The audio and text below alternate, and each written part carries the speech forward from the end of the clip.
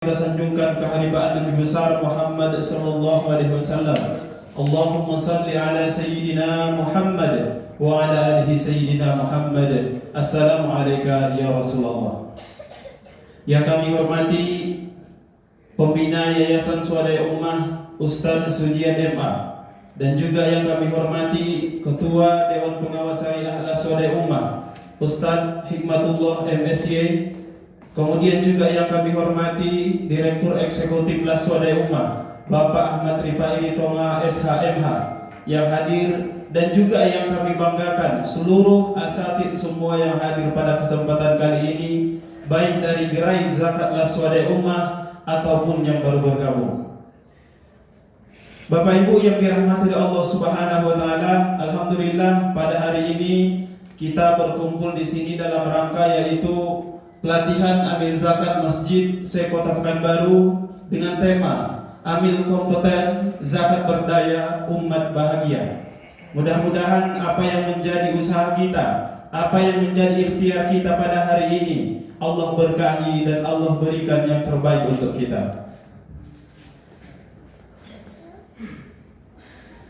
Adapun acara kita pada hari ini yaitu yang pertama pembukaan yang sedang berlangsung, kemudian pembacaan ayat suci Al-Quran yang akan dibacakan oleh Ustadz kita, Ustadz Sholih Wahyudi. Kepada beliau kami persilahkan.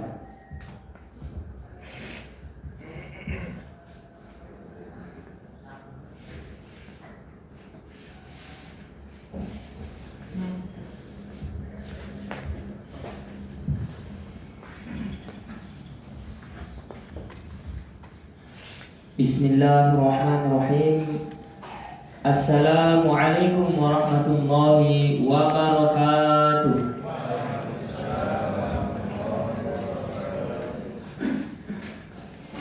A'udzu billahi minasy syaithanir rajim. Bismillahirrahmanirrahim. Ya ayyuhalladzina amanu kutiba alaikumus siyamu kama kutiba alal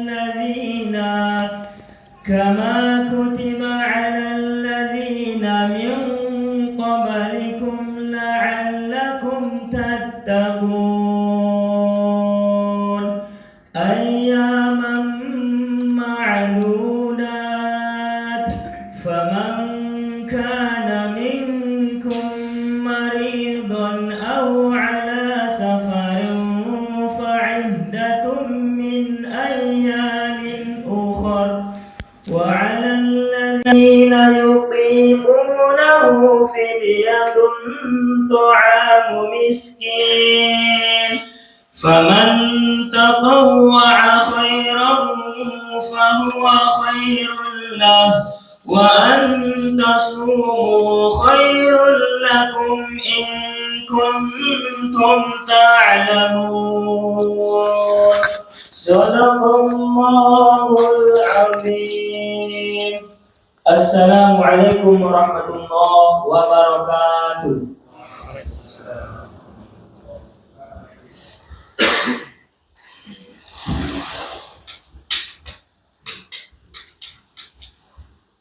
Terima kasih kita ucapkan kepada Ustaz Sholih Wahyudi yang telah membacakan ayat suci Al-Quran. Mudah-mudahan dengan pembacaan ayat suci Al-Quran ini acara kita nantinya berjalan dengan lancar. Amin ya rabbal alamin.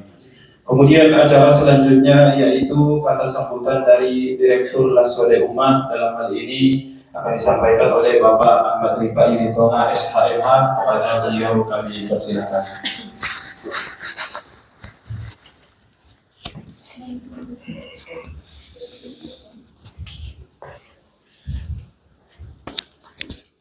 Bismillahirrahmanirrahim. Assalamualaikum warahmatullahi wabarakatuh.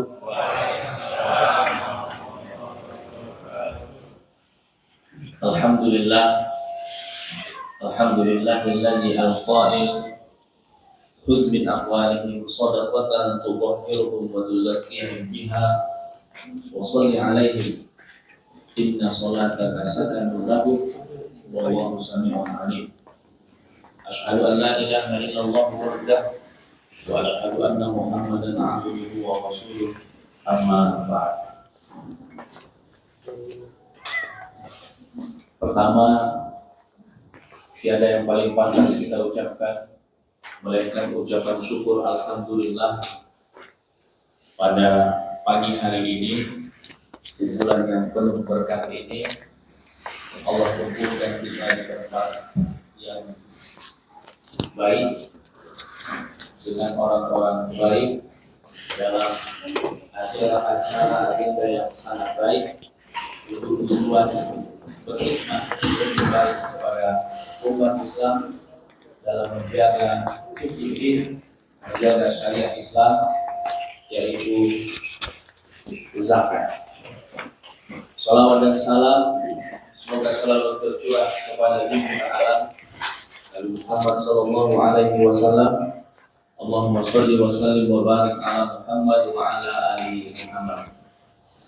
Yang sama-sama kita hormati Ketua Pembina Yayasan Sode Ummah, Ketua Dewan Pengawas Syariah Sode Ummah, seluruh ketua masjid Kota Pekanbaru, para asatid dan asatidah, dan juga selamat datang kepada para cabang PSI Panam, Ibu Ustazah. Terima kasih sudah hadir pada pagi hari ini, beserta seluruh hadirin dan hadirat.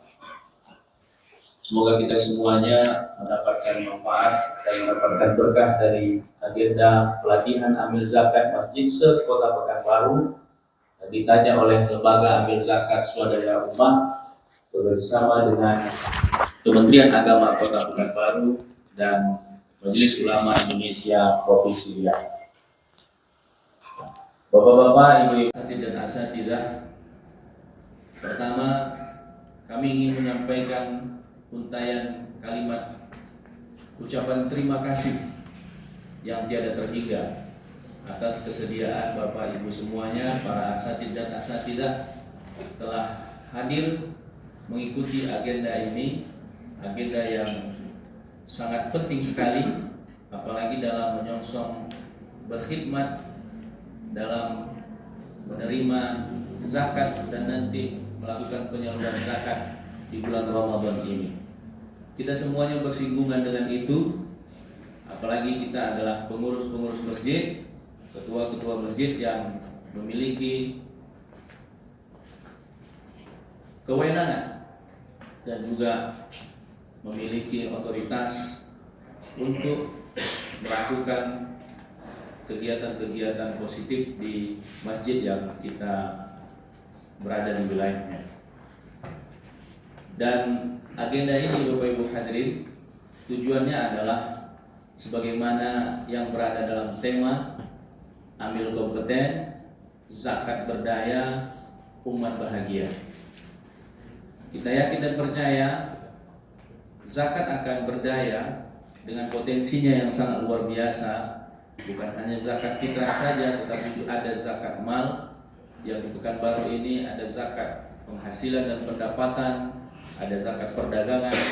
Yang kita semua tahu bahwa Pekanbaru ini adalah kota metropolitan yang populasinya semakin bertambah, umat Islamnya semakin bertambah, yang potensi ini tentunya harus kita maksimalkan untuk melayani umat Islam, untuk menjalankan syariat Islam. Dengan amil yang kompeten yang berada di masjid-masjid yang berada di Kota Pekanbaru, kita yakin dan percaya insya Allah setelah amilnya kompeten, maka zakat pun akan berdaya, terhimpun dengan maksimal, tersalurkan dengan baik sesuai dengan syariat Islam, serta umat Islam baik muzaki ataupun mustahik akan merasakan kebahagiaan yang sama, kebahagiaan yang kita idam-idamkan dalam doa kita, Rabbana atina fid dunya hasanah wa fil akhirati hasanah wa qina adzabannar. Bapak Ibu hadirin, Lembaga Amil Zakat Swadaya Ummah ini berdiri sejak tahun 2002 dan sekarang sudah hampir memasuki seperempat abad berkhidmat untuk umat di kota Pekanbaru. Kami yakin dan percaya sekali bahwa Bapak Ibu semuanya tidak asing lagi dengan nama Lembaga Amil Zakat Swadaya Ummah ini. Dan Lembaga Amil Zakat Swadaya Ummah ini memiliki keistimewaan yang khusus karena dia adalah lembaga amil zakat lokal. Pusatnya berada di Pekanbaru. Mungkin kita kenal lembaga-lembaga zakat lain yang berpusat di Bandung, di Jakarta, atau mungkin di wilayah lain. Semuanya itu, lembaga zakat itu berniat dan bertujuan untuk yang baik. Tapi secara hierarki, keputusan, dan otoritas itu lebih memudahkan kita untuk melakukan kerjasama bila lembaga amil zakatnya berada di tempat kita dan pusatnya berada di tempat kita.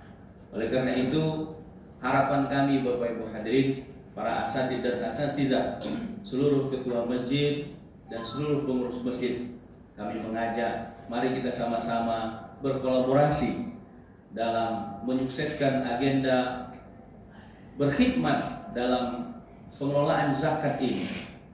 Di Lembaga Amil Zakat Swadaya Ummah dikenal dengan gerai zakat, yang hari ini viral bahwa panitia zakat yang ada di Ramadan itu bukanlah amil. Maka insya Allah Swadaya Ummah akan menjadi solusi dari permasalahan itu. Bila panitia amil zakat yang kita bangun, kita bentuk di setiap awal Ramadan di masjid-masjid kita bukan amil dan tidak berhak untuk mendapatkan hak amil sebagaimana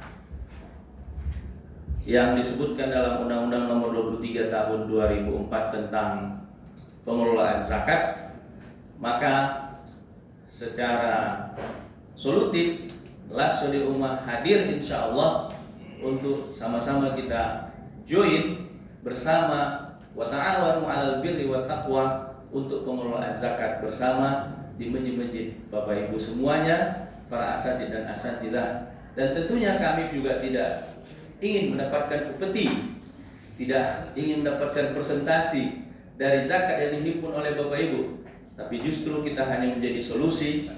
Sebagaimana dihimpun di situ, maka akan disalurkan di situ juga. Tu'khadzu min aghniyaihim wa turaddu lil fuqaraihim. Diambil di tempat kita, di wilayah kita zakatnya, dan akan disalurkan di tempat kita untuk orang-orang fakir dan asnaf lainnya. Bapak Ibu hadirin, solusi ini saya yakin dan percaya kalau kita sama-sama memiliki komitmen bersama, insya Allah zakat yang tadinya mungkin barang mahal, untuk zakat mal itu mungkin hanya sedikit saja yang berani berzakat, karena biasanya dalam data-data penghimpunan zakat di masjid itu lebih banyak zakat fitrahnya. Kadang lucu juga, waktu menerima zakat mal ada jamaah yang berzakat mal tapi jumlahnya Rp5.000. Para asatidz pernah menerimanya? Nah, kenapa? Karena memang literasi zakat di kita sangat kurang sekali. Di mana-mana sejak TK sudah diajarkan untuk manasik haji dan umroh, tapi belum pernah ada dibuat untuk manasik zakat di mana-mana sejak TK. Saya juga ini menjadi bahan pertanyaan, apa yang terjadi dengan kita umat Islam ini? Mungkin sholat itu juga sudah TK, puasa sudah di TK walaupun setengah hari, manasik haji dan umroh udah. Bahkan anak-anak TK itu dengan bangga bilang, saya sudah umroh, wah, saya sudah haji. Nah, dengan menampilkan fotonya yang sudah didokumentasikan oleh sekolah. Nah, tapi ada syariat Islam yang saya tidak tahu apakah terlupa, yaitu syariat zakat ini sejak dini terlupakan untuk dididik kepada kita dulu, karena dirasa tidak penting atau mungkin terabai dan lain sebagainya, sehingga yang mengantarkan zakat itu jarang sekali anak-anak, karena memang secara fikih juga belum balik, maka anak-anak sejak kecil tidak tahu tentang zakat ini. Nah, semoga dengan adanya pelatihan amil masjid ini.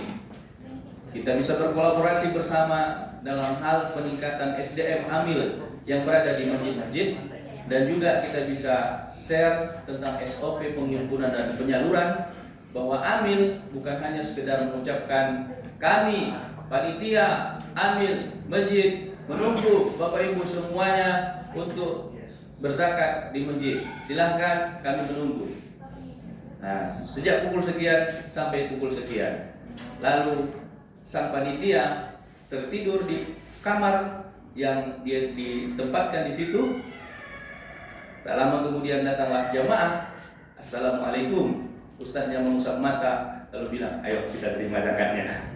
Nah, seperti kita belum siap untuk melakukan khidmat kepada zakat ini yang posisinya sama dengan sholat diulang-ulang oleh Allah dalam Al-Quran, wa aqimus sholah wa atuz zakah. Semoga Bapak Ibu hadirin para asatidz dan asatizah, pelatihan amil zakat Masjid Sekota Pekanbaru ini memberikan kebaikan dan memberikan dampak yang positif untuk pengelolaan zakat di masjid-masjid yang berada di Kota Pekanbaru, dan menambah literasi zakat di Kota Pekanbaru, sehingga penghimpunan zakat bukan hanya sekedar zakat fitrah saja. Kita bisa bekerja sama dengan Lasodi Ummah untuk melakukan pengelolaan zakat mal yang dampaknya ini sangat luar biasa. Bahkan pemerintah sekarang sudah mulai melirik-lirik ingin menjadikan sumber bagian dari sumber pendanaan untuk program-program pemerintah. Saya tidak tahu Bapak Ibu setuju atau tidak. Bukan masalah setuju atau tidaknya, tetapi adalah masalah bahwa ini adalah potensi besar umat Islam yang terlupakan, sehingga kita seperti mengemis di tengah jalan. Kita lihat kalau kita mudik kemana-mana, ada orang bawa jala atau bawa durung atau bawa apa namanya bahasa sekarang, tangguh. Nah, apakah seperti itu umat Islam? Semoga dengan zakat yang kuat ini, zakat yang berdaya ini, umat akan bahagia sebagaimana yang telah kita doakan bersama dalam setiap doa-doa kita. Ucapan terima kasih sekali lagi saya sampaikan kepada seluruh para hadirin dan hadirat, dan ungkapan mohon maaf lahir dan batin apabila nanti mungkin ada kekhilafan atau kesalahan dalam setiap agenda ini. Tentunya masukan untuk yang konstruktif kita terima sebagai panitia di lembaga amil zakat swadaya ummah ini. Insya Allah nanti secara bertahap pemateri kita akan menyampaikan materi-materi yang telah ditentukan oleh panitia dalam membentuk panitia amil zakat masjid yang profesional dan kompeten, sehingga bisa menghasilkan zakat yang berdaya, memiliki penghimpunan yang banyak, dan bisa disalurkan kepada mustahik yang lebih banyak lagi. Karena memang apalagi di masjid-masjid ini kadang ada perubahan panitia. Ketika ada mustahik yang sudah menjadi langganan, dia akan berkata, Pak Ustadz, saya ini tiap tahun dapat Pak Ustadz, tapi sejak panitia yang sekarang ini, entah kenapa apa masalahnya sama saya tak dapat lagi Pak Ustadz. Pernah, ini namanya ini pengalaman ini. Nah, ini insya Allah nanti secara terbuka kita bisa berdiskusi dengan para pemateri-pemateri yang handal. Kita menghadirkan dari Kakan Kemenak, insya Allah akan hadir bersama kita Bapak Syahrul Mauludi. Beliau berjanji nanti sekitar jam 9-an akan hadir sebagai pemateri. Kemudian juga Dr. Haji Saidul Amin, yang kita kenal beliau ini dulu adalah pimpinan Basnas Riau dan sekarang menjabat sebagai Ketua MUI Provinsi Riau dan juga rektor di 2 universitas. Saya rasa ini sangat luar biasa sekali. Dan juga Ustadz Dr. Kiai Haji Hikmatullah SAG hadir bersama kita. Beliau ini adalah Ketua Dewan Pengawas Syariah Lembaga Amil Zakat Swadaya Ummah. Setiap opini fatwa terkait dengan zakat di Swadaya Ummah merujuk kepada DPS yang diketuai oleh Ustadz Hikmatullah, yang beliau juga dulu adalah sebagai Ketua IKADI Provinsi Riau dan Rektor Stai Al-Mujtahadah. Sudah hadir bersama kita pemateri Ustaz Hikmatullah. Tepuk tangan dulu. Itu saja mungkin yang bisa kami sampaikan. Kita berharap nanti setelah ini kita meminta kepada Ustadz Pembina Yayasan, Ustadz Sujiat, untuk memberikan sambutan yang beliaulah yang menjadi founder Yayasan Swadaya Ummah ini, Bapak Ibu. Mungkin Bapak Ibu kalau pernah berlangganan di Riau Pos di tahun-tahun 2000-an sampai berapa tahun, itu ada rubrik tentang zakat yang selalu ada tanya jawab tentang zakat. Ini juga beliau sebenarnya juga ingin kita masukkan sebagai pemateri, tapi karena sudah terlalu banyak pemateri dan beliau juga adalah pembina yayasan, maka kita minta beliau nanti sebagai keynote speaker sekaligus membuka acara ini. Itu mungkin yang bisa kami sampaikan. Mohon maaf atas segala kekurangan dan kekhilafan. Assalamualaikum warahmatullahi wabarakatuh.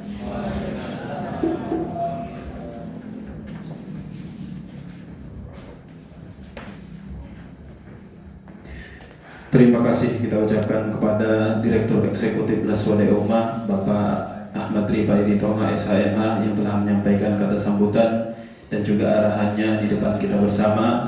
Mudah-mudahan apa yang beliau sampaikan dapat kita ambil pelajaran dan hikmahnya. Selanjutnya yaitu kata sambutan dari pembina Yayasan Swadaya Ummah Bapak Ustadz Sujiat MA. Kepada Bapak Ustadz kami persilakan sekaligus untuk membuka acara kita.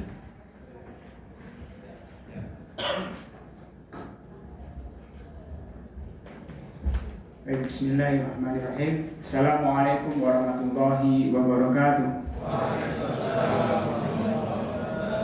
Alhamdulillah alladzi arsala rasulahu bil huda wa dinil haqq yudhhiru 'ala dini kulli wa kafa billahi shahida asyhadu an la ilaha illallah wahdahu la syarikalah wa asyhadu anna Muhammadan abduhu wa rasuluh. Allahumma shalli ala sayyidina Muhammadin wa ala alihi wa ashabihi wa man tabi'ahu bi ihsanin ila yaumiddin. Pertama-tama yang saya hormati Ustaz Hikmatullah selaku Ketua Dewan Pengawas Syariah Swadaya Ummah, kemudian kepada Adinda Rifaidi SHMA selaku Direktur Eksekutif Swadaya Ummah, kemudian tadi dari Brand Manager KCW Panam PSI, dan selanjutnya yang saya hormati kepada Bapak Ibu selaku Ketua Masjid Sekolah Baru dan Ketua BZ atau apa namanya Gerai Zakat Swadaya Ummah. Mari kita bersyukur pada Allah SWT pada kesempatan yang berbahagia ini yang merangka untuk menjalankan kegiatan yang luar biasa ini, bahwa Allah SWT menganugerahkan peluang dan kesempatan ini kepada kita. Selanjutnya salawat dan salam kita sampaikan kepada Nabi Muhammad SAW. Allahumma sholli ala sayyidina Muhammad wa ala ali sayyidina Muhammad. Bapak Ibu hadirin rahimahullah, jadi memang literasi zakat itu harus kita perkuat, ya kan? Dalam rangka untuk betul-betul kita mengimplementasikan sesuai dengan tuntunan Nabi Muhammad SAW dan para sahabatnya dan para ulama-ulama saleh terdahulu. Ini penting. Kita jarang mendengar satu kisah yang barangkali ini sebagai bahan referensi saja. Jadi waktu itu ada Mu'adz bin Jabal itu diutus oleh Nabi Muhammad SAW untuk menjadi amil di kota Yaman. Memang latar belakang Mu'adz bin Jabal ini sangat dermawan, Bapak Ibu. Tidak ada orang yang datang ke rumahnya meminta sesuatu kecuali pulang membawa sesuatu. Jadi ambil para sahabat-sahabat itu kalau nggak punya uang, nggak punya makanan, nggak punya beras ya kalau ke rumah maksudnya. Itu datang ke Mu'adz bin Jabal. Tapi ada problem berikutnya. Ternyata orang-orang kaya di sekitarnya itu menuntut Mu'adz untuk membayar utang. Jadi muas itu ngutang kepada yang kaya-kaya baru diberikan kepada fakir miskin. Nah begitu muas itu. Akhirnya dipanggillah Nabi kan gitu. Gimana ya Rasul, ini nggak fair ini muas ini. Dia hutang udah sekian tahun udah bayar. Akhirnya diadililah di saudara Nabi Muhammad, ada muas dan ada orang kaya-kaya. Ditanya oleh Nabi, kenapa oleh muas? Ya, sampai akhirnya tahulah ternyata muas berhutang itu bukan untuk dirinya tapi untuk saudara-saudaranya. Kemudian Nabi mengatakan, kan muas kan untuk yang baik-baik, kata Nabi. Putihkan saja utang-utang itu, kata Nabi. Kata orang kaya nggak bisa, kalau hutang ya hutang katanya. Kenapa dulu nggak minta bantuan kalau gitu? Akhirnya tetap muas harus bayar zakat, bayar hutangnya kan. Oleh karena itu maka Nabi muas, mulai hari ini engkau saya utus untuk menjadi amil zakat di kota Yaman. Bapak Ibu rahimahullah. Tahun pertama itu alhamdulillah muas bisa mensejahterakan penduduk Yaman. Jadi tapi tahun itu belum bawa uang ke Madinah. Satu tahun pertama. Di kota Yaman itu sudah selesai oleh muas. Yang miskin itu selesai. Tentu tadi jatah amilnya untuk bayar utang kan gitu ya, maksudnya kayak gitulah. Jadi dapat jatah amil untuk bayar utang yang kaya tadi. Tahun kedua, muas itu sudah membawa hasil karena tahun kedua itu tidak ada lagi orang yang miskin di Yaman. Bagaimana Bapak Ibu sekalian? Kan zakat itu ada onta, ada kambing, ada kurma, ada macam-macam. Gimana bawanya kira-kira? Dulu kan nggak ada ekspedisi ya Pak ya? Belum ada kayak sekarang ini main beli online aja kan. Nah akhirnya setiap ada apa namanya, jadi semua barang itu dikuruskan dengan kain sama siapa nih, sama Muaz bin Jabal nih. Jadi penghimpunan zakat tadi itu dijual, ditukar dengan kain. Dulu kurs bukan emas, di masa Nabi itu kurs kain sangat mahal waktu itu. Jadi kan membawanya nggak ringkas, hanya beberapa onta saja. Tetapi setiap pulang dari kota Yaman ke Madinah itu setiap ada pasar dijual kain itu. Habis separuh, habis tinggal seperempat, sampai akhirnya begitu sampai kota Madinah tinggallah uang dalam bentuk dinar dan dirham. Berarti zakatnya bertambah nggak Bu? Bapak sekalian? Bertambah kan karena keuntungan zakat kain. Inilah yang kemudian referensi sebenarnya ini dibolehkan dalam waktu itu kan. Jadi artinya di sini kita membangun referensi atau literasi zakat kita di masa Nabi. Dan akhirnya sampai kemudian beliau diangkat pada masa Abu Bakar ya, Khalifah Abu Bakar. Dan itu alhamdulillah sehingga arti hasil penghimpunan zakat itu kemudian mampu membiayai kehidupan orang-orang miskin di sekitar, bukan saja di Yaman tapi di kota Madinah dan Mekah. Nah inilah satu hal yang kemudian perlu menjadi referensi kita nanti dalam pengembangan zakat itu. Yang kedua, Bapak Ibu rahimahumullah, saya lupa di pemerintahan siapa gitu ya. Ini selalu terngiang-ngiang di dalam pikiran saya. Jadi bagaimana nanti kalau saya ini juga terjadi di masjid-masjid begitu. Jadi pada khalifah tertentu itu mudah. Jadi para fakir miskin nggak perlu mengajukan kartu miskinnya ke negara itu, cukup membuka keran susu, keran gantung. Buka aja keran, berapa butuh susu dibuka kerannya, bawa pulang. Berapa butuh keran gantung, buka keran gantungnya. Begitulah fungsi. Ya, artinya di sini kalau kemudian masjid bisa berperan seperti ini, bukan saja tempat ibadah, ya kan? Hari ini kita agak sempit pemahaman kita tentang peran masjid. Padahal sosial itu menanggulangi fakir miskin sebelum ada kewajiban zakat itu kan ngasih makan fakir miskin semuanya, berinfak semuanya sampai datang kewajiban zakat itu bahwa terkait ini tidak pernah lepas. Bukan saja ditegaskan tentang zakat tapi juga infak, kemudian pengelolaan kesejahteraan. Inilah peran-peran yang kemudian perlu kita luaskan di masjid-masjid kita nanti. Kalau kita bisa bayangkan kalau kemudian masjid menjadi sentral ibadah dan juga sentral untuk kesejahteraan masyarakat, maka inilah yang kemudian bahwa peran masjid itu akan sangat maksimal. Ini yang kemudian nanti perlu kita terus gali, ya, referensi kita dengan sumber-sumber dengan literasi zakat kita. Dan kemudian kemampuan kita asah bagaimana meyakinkan orang untuk kemudian membayar zakat kepada kita. Bapak Ibu rahimahumullah, potensi itu kalau saja kita misalnya Kota Pekanbaru ini mau mengelola dengan baik untuk potensi zakat, anggap saja penduduk muslimnya 600.000. Ada 600 kita ya Pak ya, kantor ya. 600.000 lah saja ya. Kalau zakatnya itu 37.500 zakatnya, zakat fitrahnya itu ada 2 triliun itu Pak. Itu potensi zakat fitrah saja itu menguapkan gitu.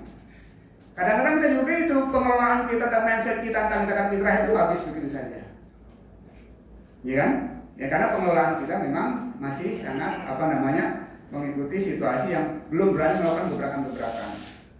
Belum bisa kita menghimpun zakat sehingga bisa menuntaskan hutang fakir miskin, ya kan? Saya pernah melihat Bapak Ibu rahimahumullah di satu tempat ya masjid ya, bukan di mana lupa masjidnya, itu ada seorang ibu menggendong anak, kemudian yang kirim menggandeng anak pula, datang menukarkan kupon ke masjid. Yang dikasih berapa? Hanya 1 bagian. Ya, 1 bagian 1 kresek. Sementara saya lihat di belakang panitia itu masih bergodi-godi berasnya. Ini kan mindset dalam pembagian zakat fitrah juga belum duduk kan gitu ya. Nah nanti silakan ditanyakan kepada para pemateri tentang masalah ini.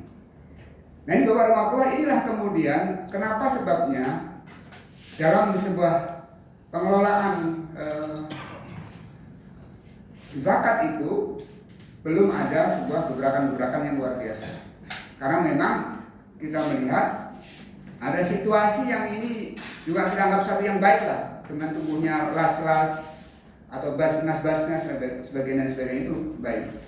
Tetapi memang karena masing-masing las dan basnas itu penghimpunannya dibatasi oleh kemampuan menghimpunnya dan jumlah penduduk yang ada, sehingga kan tidak maksimal.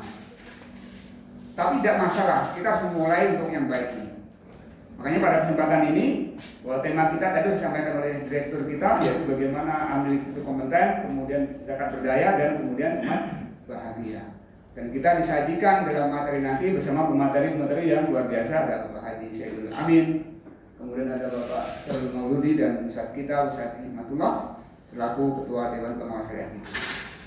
Harapannya nanti bahwa dalam diskusi ini, ya, dalam materi ini ada diskusi yang kemudian akan memperkaya wawasan kita, dan betul-betul bahwa zakat akan menjadi satu bagian tombak yang besar, ya, karena dia rukun Islam, ya, Pak ya. Jadi artinya ketika tidak tegak zakat ini maka akan robohlah rukun itu. Ya, rukun Islam itu tidak sempurna. Jadi artinya hari ini hadir di sini adalah sedang memperkokoh dan memperkuat rukun Islam.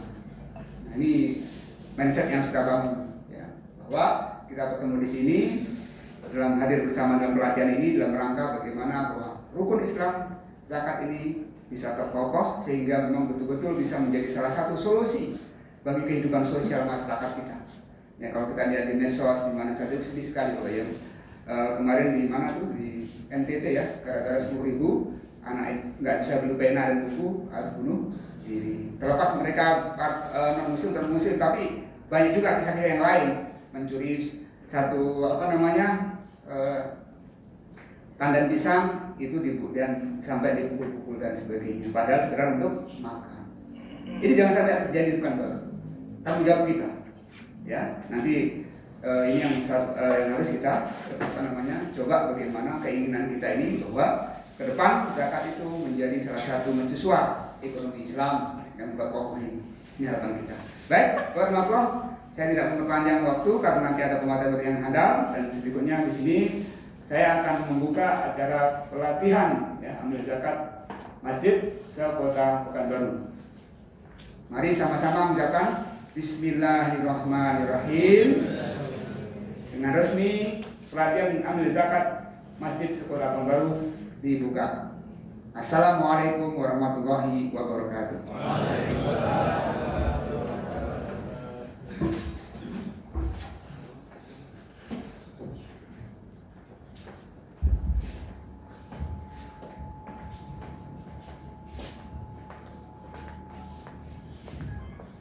Terima kasih kita ucapkan kepada Ustadz Sujian MA ya, selaku pembina Yayasan Swadaya Ummah yang telah menyampaikan kata sambutan di hadapan kita bersama. Mudah-mudahan apa yang beliau sampaikan tentunya dapat kita ambil hikmahnya di depan kita bersama. Selanjutnya kata sambutan dari BSI, Kepala Cabang BSI dalam hal ini disampaikan oleh Ibu Sagita Marina. Kepada Ibu kami persilakan.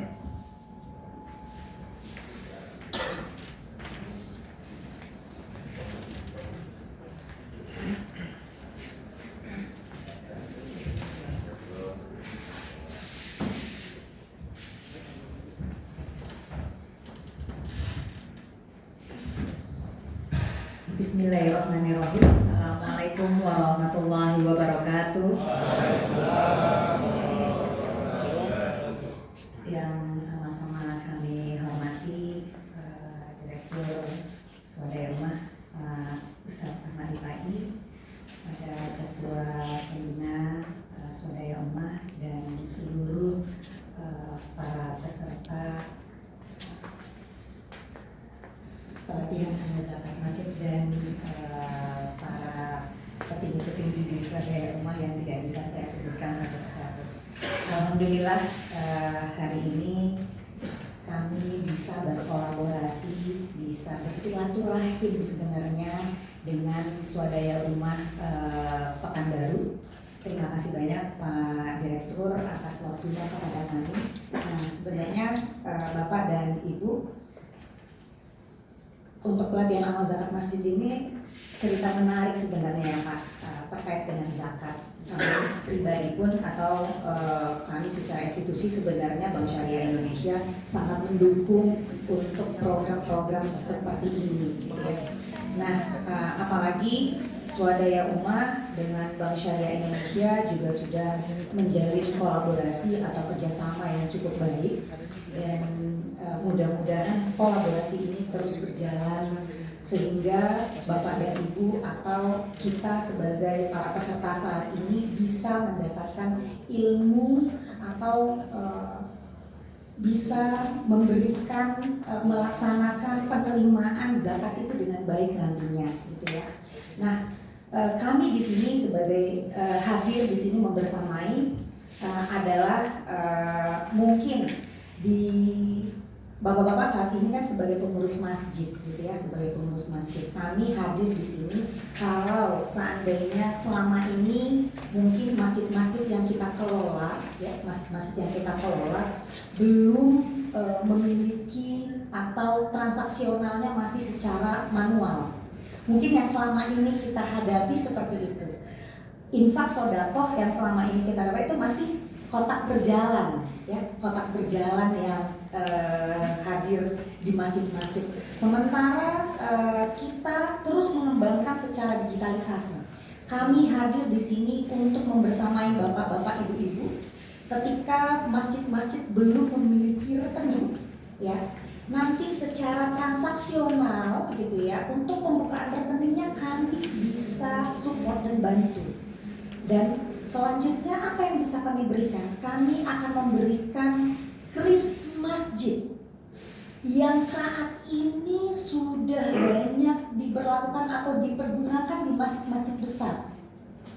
Untuk apa? Biar para bendahara atau ketua-ketua masjid itu gak sibuk Pak menerima uang secara manual gitu malam gitu ya, terus nanti disimpan di rumah. Apakah benar itu uangnya uang palsu, uangnya mungkin gitu ya, saya nggak mau bersuuzon gitu ya. Ketika kita mau berinfak sodako, sebaiknya kalau kita berinfak sodako dengan nominal yang besar, dengan uangnya juga baik diterima, mungkin seperti itu gitu ya.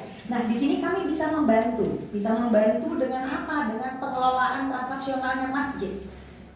Kita bukakan rekening atas nama masjid. Selama ini mungkin namanya Fulan QQ masjid ini, dan itu sudah tidak dibenarkan. Secara kepercayaan kita harus memiliki apa? Nasabah atau jamaah itu kan harus memiliki trust gitu ke masjid. Ini benar nggak infak sedekah itu disalurkan secara benar?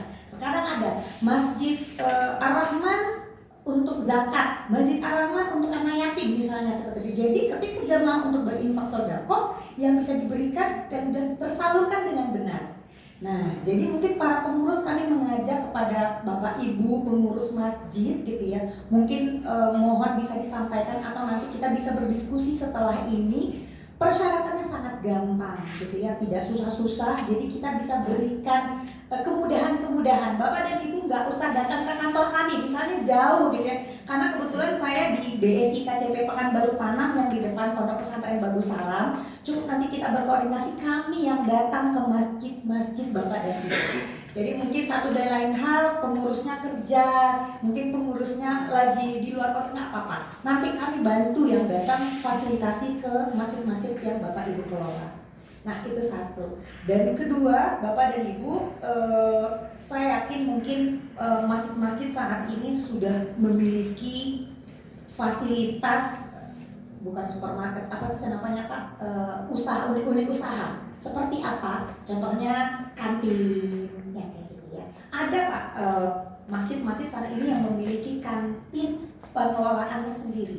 Nanti kami juga bisa bantu Pak. Nanti kami juga bisa bantu branding. Saat ini saya berkomitmen Pak, kami bisa buatkan, terkadang terlupakan gitu ya setiap masjid, marhaban ya Ramadan gitu ya. Kadang-kadang kita sudah sibuk satu dan lain hal, mungkin sekedar spanduk untuk para jamaah gitu ya, tak ada misalnya gitu ya, tak terbuat. Nanti kami bantu buatkan masjid-masjid Bapak dan Ibu, marhaban ya Ramadan atau selamat hari raya Idul Fitri gitu 1447, nanti sampaikan ke kami.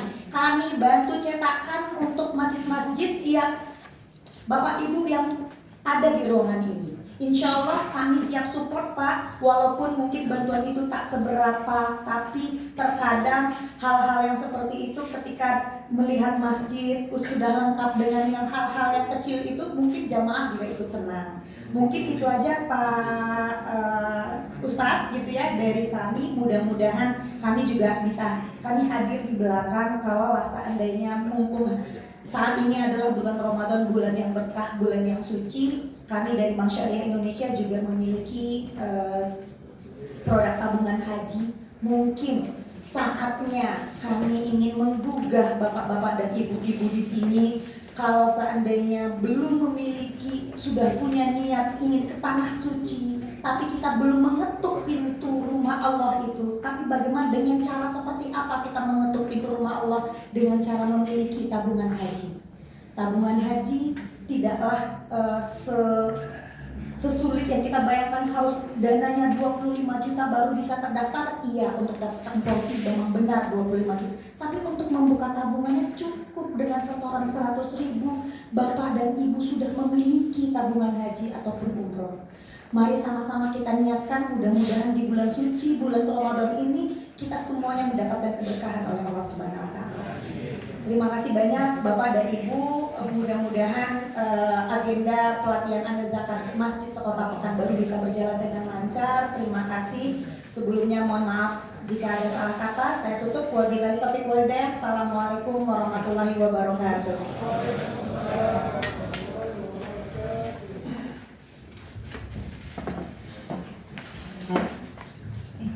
Terima kasih kita ucapkan kepada Ibu Sakita Maharani selaku Kepala Cabang BSI Panam. Sedikit informasi kami sampaikan bahwasanya BSI Cabang Panam ini adalah salah satu mitra dari Lasode Ummah yang alhamdulillah sudah membersamai kita.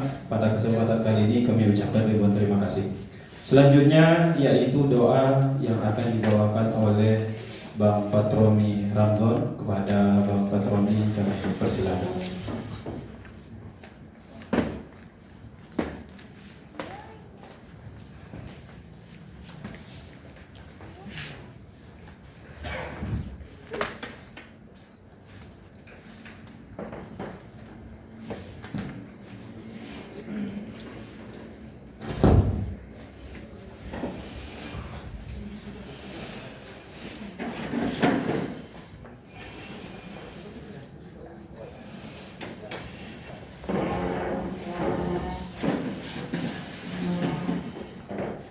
Assalamualaikum warahmatullahi wabarakatuh. A'udzu billahi minasyaitonir rajim. Bismillahirrahmanirrahim. Alhamdulillahi rabbil alamin. wassalatu wassalamu ala asrafil anbiya'i wal mursalin wa ala alihi wa sahbihi ajmain. Alhamdulillah rabbil alamin, segala puji bagimu ya Allah yang telah mempertemukan kami dalam majelis ilmu dan kebaikan ini. Salawat dan salam Allahumma salli ala sayyidina Muhammad wa ala ali sayyidina Muhammad. Ya Allah, pada hari ini kami berhimpun dalam kegiatan pelatihan amal zakat Masjid Sekota Pekanbaru yang diselenggarakan oleh Naswari Ummah bekerja sama dengan Kementerian Agama Kota Pekanbaru dan Majelis Ulama Indonesia Provinsi Riau. Kami mohon padamu ya Allah, limpahkanlah keberkahan atas sinergi ini. Satukan hati dan langkah kami dalam membangun pengelolaan zakat yang lebih baik, lebih tertata, dan lebih bermanfaat bagi umat. Ya Allah, jadikanlah para amil zakat yang hadir di sini sebagai amil yang kompeten, yang memahami fikih zakat dengan benar, yang amanah dan mengelola dana umat yang profesional dalam pelayanan dan yang ikhlas dalam setiap tugasnya. Ya Allah, jadikanlah zakat yang disebut sebagai zakat yang berdaya, yang mampu mengangkat mustahik menjadi muzaki, yang memperkuat ekonomi umat, yang menumbuhkan kemandirian dan keberkahan di tengah masyarakat.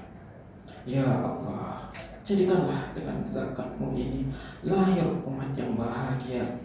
Bahagia karena berbagi, bahagia karena saling peduli, bahagia karena merasakan keadilan dan rahmat-Mu. Ya Rabb,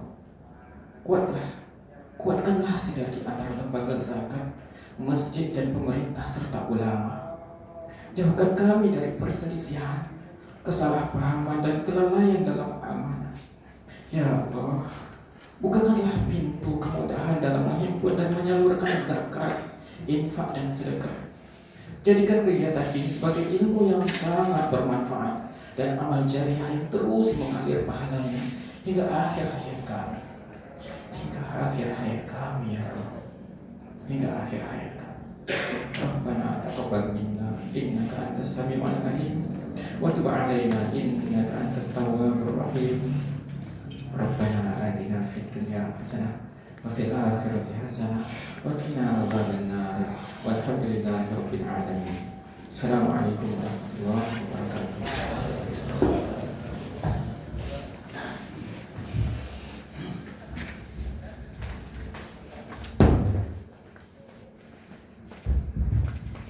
Terima kasih kita ucapkan kepada Ustadz Patron Milamdullah yang telah membacakan doa di hadapan kita bersama. Mudah-mudahan apa yang kita doakan, apa yang kita ikhtiarkan diijabah oleh Allah Subhanahu wa taala. Baik kaum muslimin yang dirahmati Allah Subhanahu wa taala, kita masuk di waktu break. Nanti insyaallah pemateri kita sudah hadir. Yang pertama yaitu Kakan Kemenak Kota Pekanbaru yang alhamdulillah telah hadir bersama kita. Sebentar lagi mungkin akan bergabung. Kemudian pemateri kedua nanti Dr. Kiai Haji Hikmatullah MSy, dan pemateri ketiga nanti yaitu Dr. Haji Saidul Amin MA selaku Ketua MUI Provinsi Riau. Untuk itu kami dari protokol atau pembawa acara ucapkan ribuan terima kasih dan mohon maaf apabila ada kata-kata kami yang kurang pantas. Kurang lebihnya kami mohon maaf. Wassalamualaikum warahmatullahi wabarakatuh.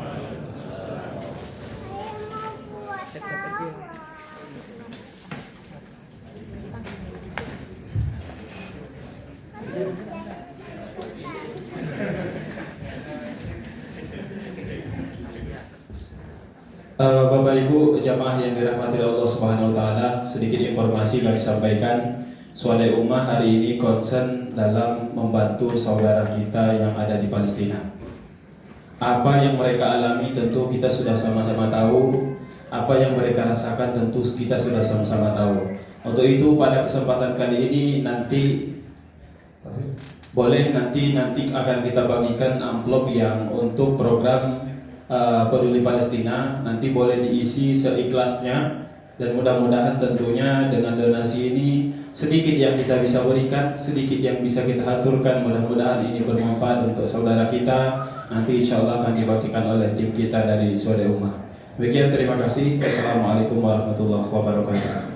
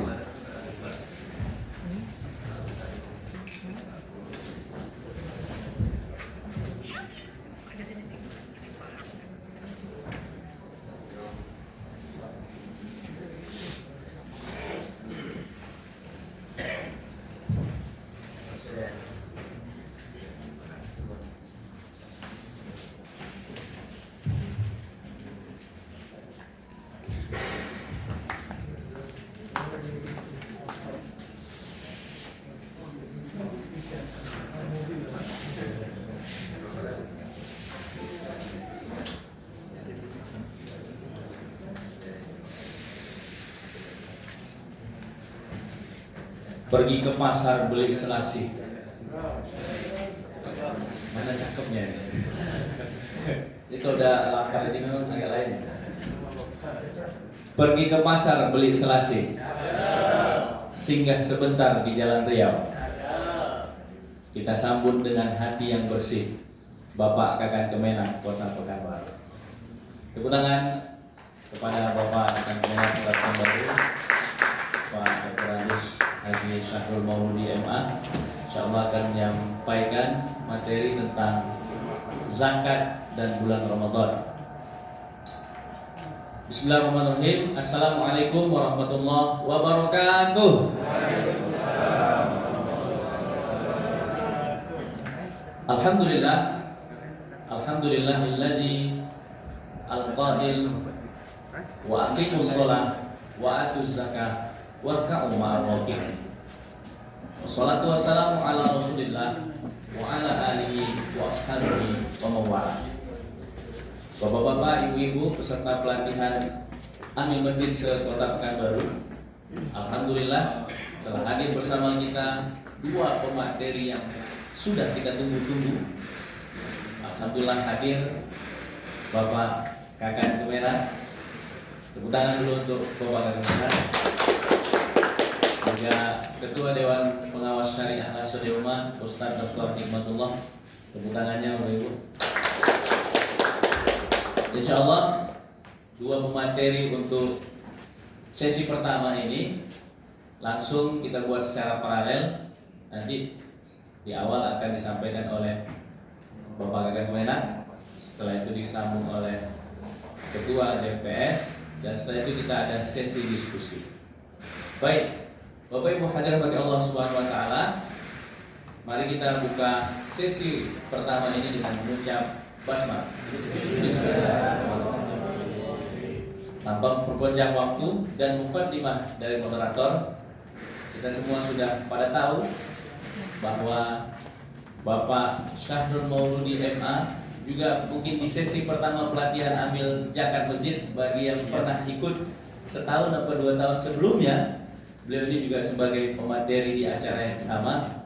Insyaallah kita nanti sama-sama akan menggali dan sama-sama menambah wawasan kita terkait pengelolaan zakat, apalagi yang berhubungan dengan regulasi zakat yang ada di Indonesia, terkait dengan keputusan Menteri Agama, atau mungkin tentang kimat-kimat zakat yang kadang kita agak beda kimat dengan orang Siak Hulu yang dekat sekali antara orang Kualu dengan orang Teropong, yang di sini Pekanbaru 2,5 ke Kampar 2,7. Nah, itu kita mungkin nanti bisa sama-sama kita diskusikan, insyaallah bersama Bapak Kakan Kemenak Kota Pekanbaru. Baik, langsung saja kepada Bapak kita persilahkan dengan segala.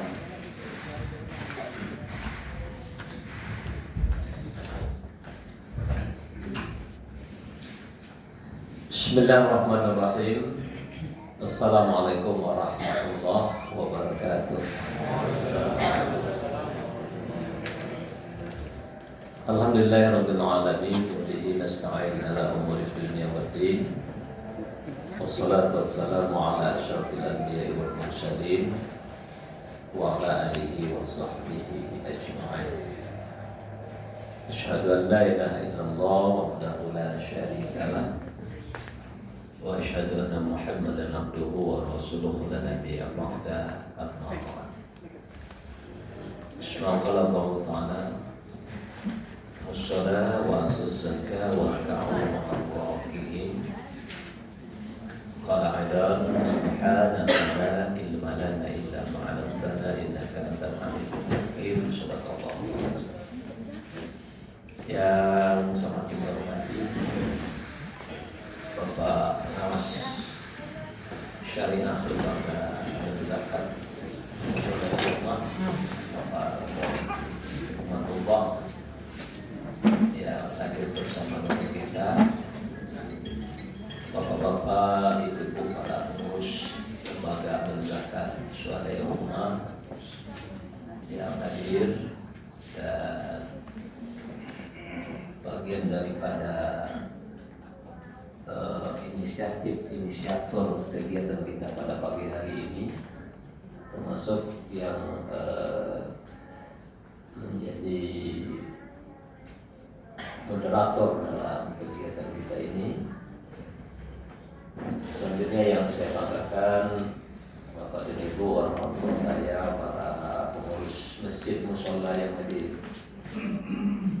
yang kalau jumlah masjid dan musola di Kota Pekanbaru ini, sebenarnya kita masih harus bekerja keras untuk terus mensosialisasikan aturan-aturan yang berkaitan dengan masalah zakat ini, karena dari pemetaan yang kita lakukan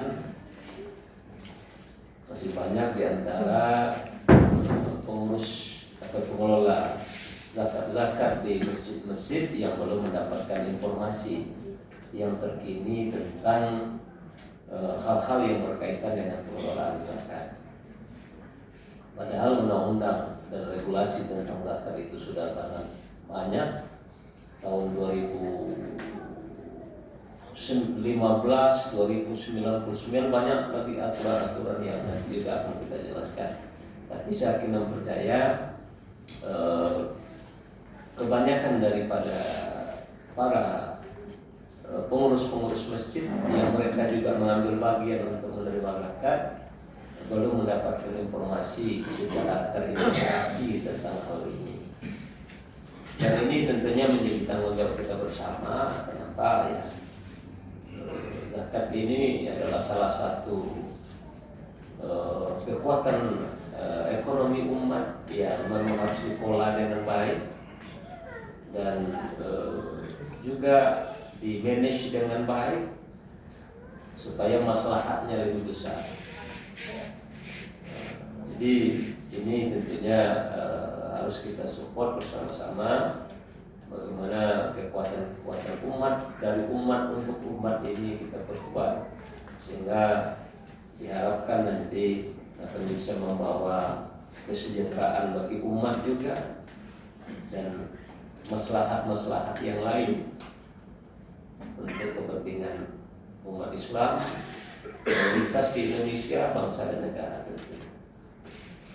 Kemudian salam dan salam kepada baginda Rasulullah, Allahumma shalli wa sallim wa barik ala sayyidina Muhammad wa ala ali sayyidina Muhammad. Assalamualaikum ya Rasulullah, assalamualaikum ya Habibullah. Mudah-mudahan kita senantiasa menjadi pengikutnya dan dipilih orang-orang yang akan diberikan syafaat bersama dengan beliau dalam surganya Allah Subhanahu wa taala. Bapak Ibu yang saya hormati, Kementerian Agama yang diberi mandatori oleh undang-undang. Mandatori itu ya kepercayaan untuk mengurus hal-hal yang berkaitan dengan masalah keagamaan, baik masalah pendidikan agama Begitu juga tentunya berkaitan dengan pembinaan ekonomi umat, khususnya dalam masalah agama, seperti potensi-potensi ekonomi yang besar, zakat, infak, dan sedekah. Kenapa semua harus ada aturan mainnya? Ya, seperti kita berjalan di jalan raya. Kalau seandainya tidak ada aturan lalu lintas yang mengaturnya, bisa tabrakan kita semua. Karena prinsipnya semua kita mau cepat, mau apa yang kita inginkan, kan gitu. Sementara kadang-kadang kita tidak memperhatikan bahwa orang lain juga punya keinginan seperti kita. Oleh karena itu, rumus daripada lampu lalu lintas itu kan paling tidak ada 3, kuning, merah, dan hijau gitu. Ya kalau waktu kita merah jangan jalan dulu, berarti ada orang yang lampunya hijau yang mesti jalan dulu. Kalau enggak nanti kita saling tabrakan. Jadi aturan-aturan itu diatur oleh negara, bahkan aturan agama juga begitu, agar semua berjalan dengan baik, semuanya membawa kemaslahatan bagi umat yang lebih besar. Dan tentu cara berpikirnya tidak berpikir secara parsial, tapi berpikir secara universal. Apa yang saya maksudkan berpikir secara universal itu berpikirnya lebih besar. Karena kalau kita berpikir secara parsial, nanti yang ada dalam wawasan kita ya kelompok-kelompok kecil aja. Masjid saya kan gitu, jemaahnya 20 orang, 30 orang, kan itu cara pikirnya. Pada persoalan umat ini ada persoalan yang besar. Kita semua wajib untuk bagaimana memberikan kontribusi untuk kemajuan umat. Walaupun mungkin batas-batas geografi, batas-batas tempat tinggal kita membatasi pula kewenangan pekerjaan kita. Karena tidak mungkin pula satu masjid saja yang mengurus jemaah sebanyak ini betul-betul. Tetapi cara pikirnya harus sudah universal. Dan cara pikir kita menurut saya yang perlu juga kita rombak ini ya secara umum Indonesia. Menurut saya ego kelompok-kelompok kecil kita itu masih terlalu besar. Ada masjid yang infak sedekahnya tidak habis-habis karena saking banyaknya, sementara tidak jauh di situ ada masjid yang untuk membuat WC aja tidak bisa. Betul tak pikiran? Saya tanya, yang sholat di masjid kecil yang tidak WC itu umat Islam atau tidak? Nah ini kita harus cara buka pikiran kita sendiri. Dan menurut saya justru kalau kemaslahatan, justru infak sedekah orang itu dimanfaatkan oleh orang banyak, justru pahalanya lebih banyak, betul nggak? Tapi kan ego kita kan tidak mau begitu. Ini masjid kami, ini infak sedekah masjid kami, ini zakat masjid kami, tapi itu cara pikirnya Pak. Padahal kalau untuk produktivitas, untuk memaksimalkan sesuatu yang lebih besar itu pasti lebih banyak maslahatnya daripada yang kecil. Mau bicara kalau kita kasih orang duit 100.000 Pak, dibelinya nasi habis tuh. Tapi kalau kita kasih dia 100 juta, mungkin jadi pengusaha besar dia, betul nggak? Dan hari ini dia menerima zakat, besok dia bisa menjadi orang yang membayar zakat. Itu namanya cara-cara berpikir produktif. Cara berpikir yang bukan hanya parsial, tetapi berpikir secara universal. Inilah kenapa mati ya. Inilah kenapa persoalan umat di Indonesia ini, kalau tidak kita mulai dari cara berpikir universal ini, maka kita tetap akan menjadi cemoohan bagi orang. Kenapa? Potensinya besar, umatnya besar, tapi yang banyak miskin itu orang Muslim, betul? Yang banyak minta-minta itu siapa? Orang Islam Pak. Coba Bapak kadang-kadang di mana-mana tempat itu, baik yang memang karena kondisinya, nah yang memang karena dia kondisinya apa istilahnya tidak sehat gitu ya. Kalau mungkin fakir gitu, ada kekuatan fisiknya yang tidak bisa maksimal. Tapi banyak juga yang akal-akalan, kadang-kadang lututnya diikat itu, padahal sehat dia. Ya betul Pak. Saya malah jumpa dengan orang-orang yang tidak bertanggung jawab itu, dia kerjanya minta infak sedekah ya. Itu istrinya 3 malah Pak, saya aja kemana istri cuma 1. Kenapa saya berani bilang itu? Karena orang kampung saya, kampung bukan kampung kecil. Coba yang kecil, saya kemana cuma toloknya kan itu toloknya. Kenapa ini kan cara berpikir sebenarnya. Jadi ya kita tetap akan menjadi buih di tengah lautan juga akhirnya, jumlahnya besar tapi kekuatan. Dan menurut saya salah satu kekuatan yang dimaksudkan oleh agama itu, kenapa mukmin yang kuat lebih dicintai Allah daripada mukmin yang lemah, itu menurut saya termasuk ekonomi ya Bu ya. Selama ekonomi kita bicara masyarakat muslim di Indonesia ini terus menjadi tangan di bawah karena tidak punya kekuatan, kita tetap hina. Karena duit itu, ekonomi itu bisa mengubah gaya bicara kita. Kalau orang banyak duit bagaknya Pak, betul nggak? Iya kan? Cobalah kita bekerja dengan orang Pak sehebat aku penawar, tapi dia mau gaji dari orang tak bisa cekak pinggang dengan bos awak, betul nggak? Pasti kita menunduk kepala aja. Betul nggak kira-kira Pak? Kenapa? Karena memang duit itu, ekonomi itu menyebabkan posisi kita. Kalau kita tangan di atas, maka orang tangan di bawah yang tunduk kepada kita. Tapi kalau kita tangan di bawah terus, ya bagaimana kita menunjukkan bahwa Islam itu tinggi, tidak ada yang melebihi ketinggiannya? Kamu gitu? Kita akan main-mainkan orang lain. Nah, apalagi cara kerja kita. Kalau seandainya bekerja dengan orang muslim, yang bekerja itu muslim juga, biasanya gajinya direndahkan kan sesama awaknya. Nah ini juga kesalahan kita Pak. Kalau kita bekerja dengan orang kita berusaha memberikan gaji yang terendah, betul nggak? Kan sesama awaknya, tuh gitu. Itu kan cara yang terbalik semestinya.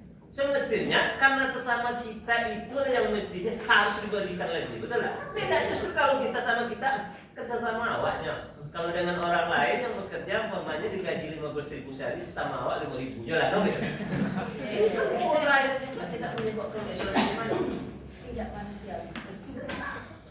Ini biasa Pak. Kapan lagi umat Islam ini menjadi umat yang kuat? Kenapa? Karena salah satu penyebab kita lemah itu ya dalam masalah ekonomi. Padahal kekuatan ekonomi itu sangat besar dalam prospek ajaran agama Islam. Dengan apa? Ini dengan zakat, infak, sedekah, kan gitu.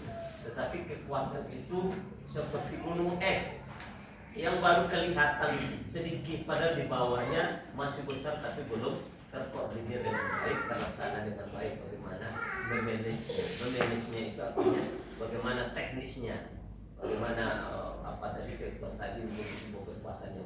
Kita masih berpikir bersih semua, masih berpikir kecil-kecil. Padahal yang kecil itu ya pasti tak hanya kekuatan.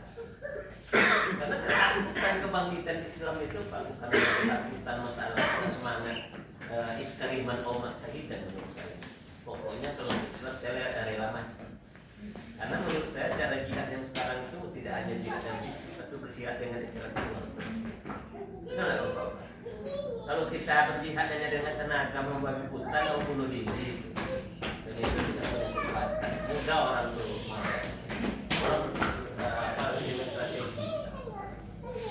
Dan salah satu strategi ekonomi kita yang ini membuat kekuatan umat ini bagaimana memanagenya lebih baik, bagaimana semuanya bisa bermanfaat lebih besar. Jadi memanagenya lebih baik artinya aman secara regulasi, aman secara syar'i, dan aman secara NKRI, kan gitu sebenarnya. Aman secara regulasi itu ya sesuai dengan aturan negara. Aman secara syar'i sesuai dengan syariat agama. Dan aman secara NKRI bagaimana kekuatan itu justru menguatkan bangsa di negara kita, bukan malah justru menghancurkan bangsa di negara kita. Jadi 3 hal ini sebenarnya merupakan kekuatan yang harus kita sampaikan. Bapak Ibu, saya yakin dan percaya karena masalah zakat ini sesuatu yang tidak sepopuler haji. Padahal saat kedudukannya sama dengan ibadah haji, kan rukun Islam juga Pak. Betul nggak zakat ini rukun Islam? Bahkan kalau kita lihat kajian-kajian agama nanti Buya kita akan nyampaikan pada di antara ayat yang selalu berkaitan dengan sholat itu zakat bukan haji, betul nggak? Aqimus sholat waktu zakat itu banyak dalam Al-Quran ini.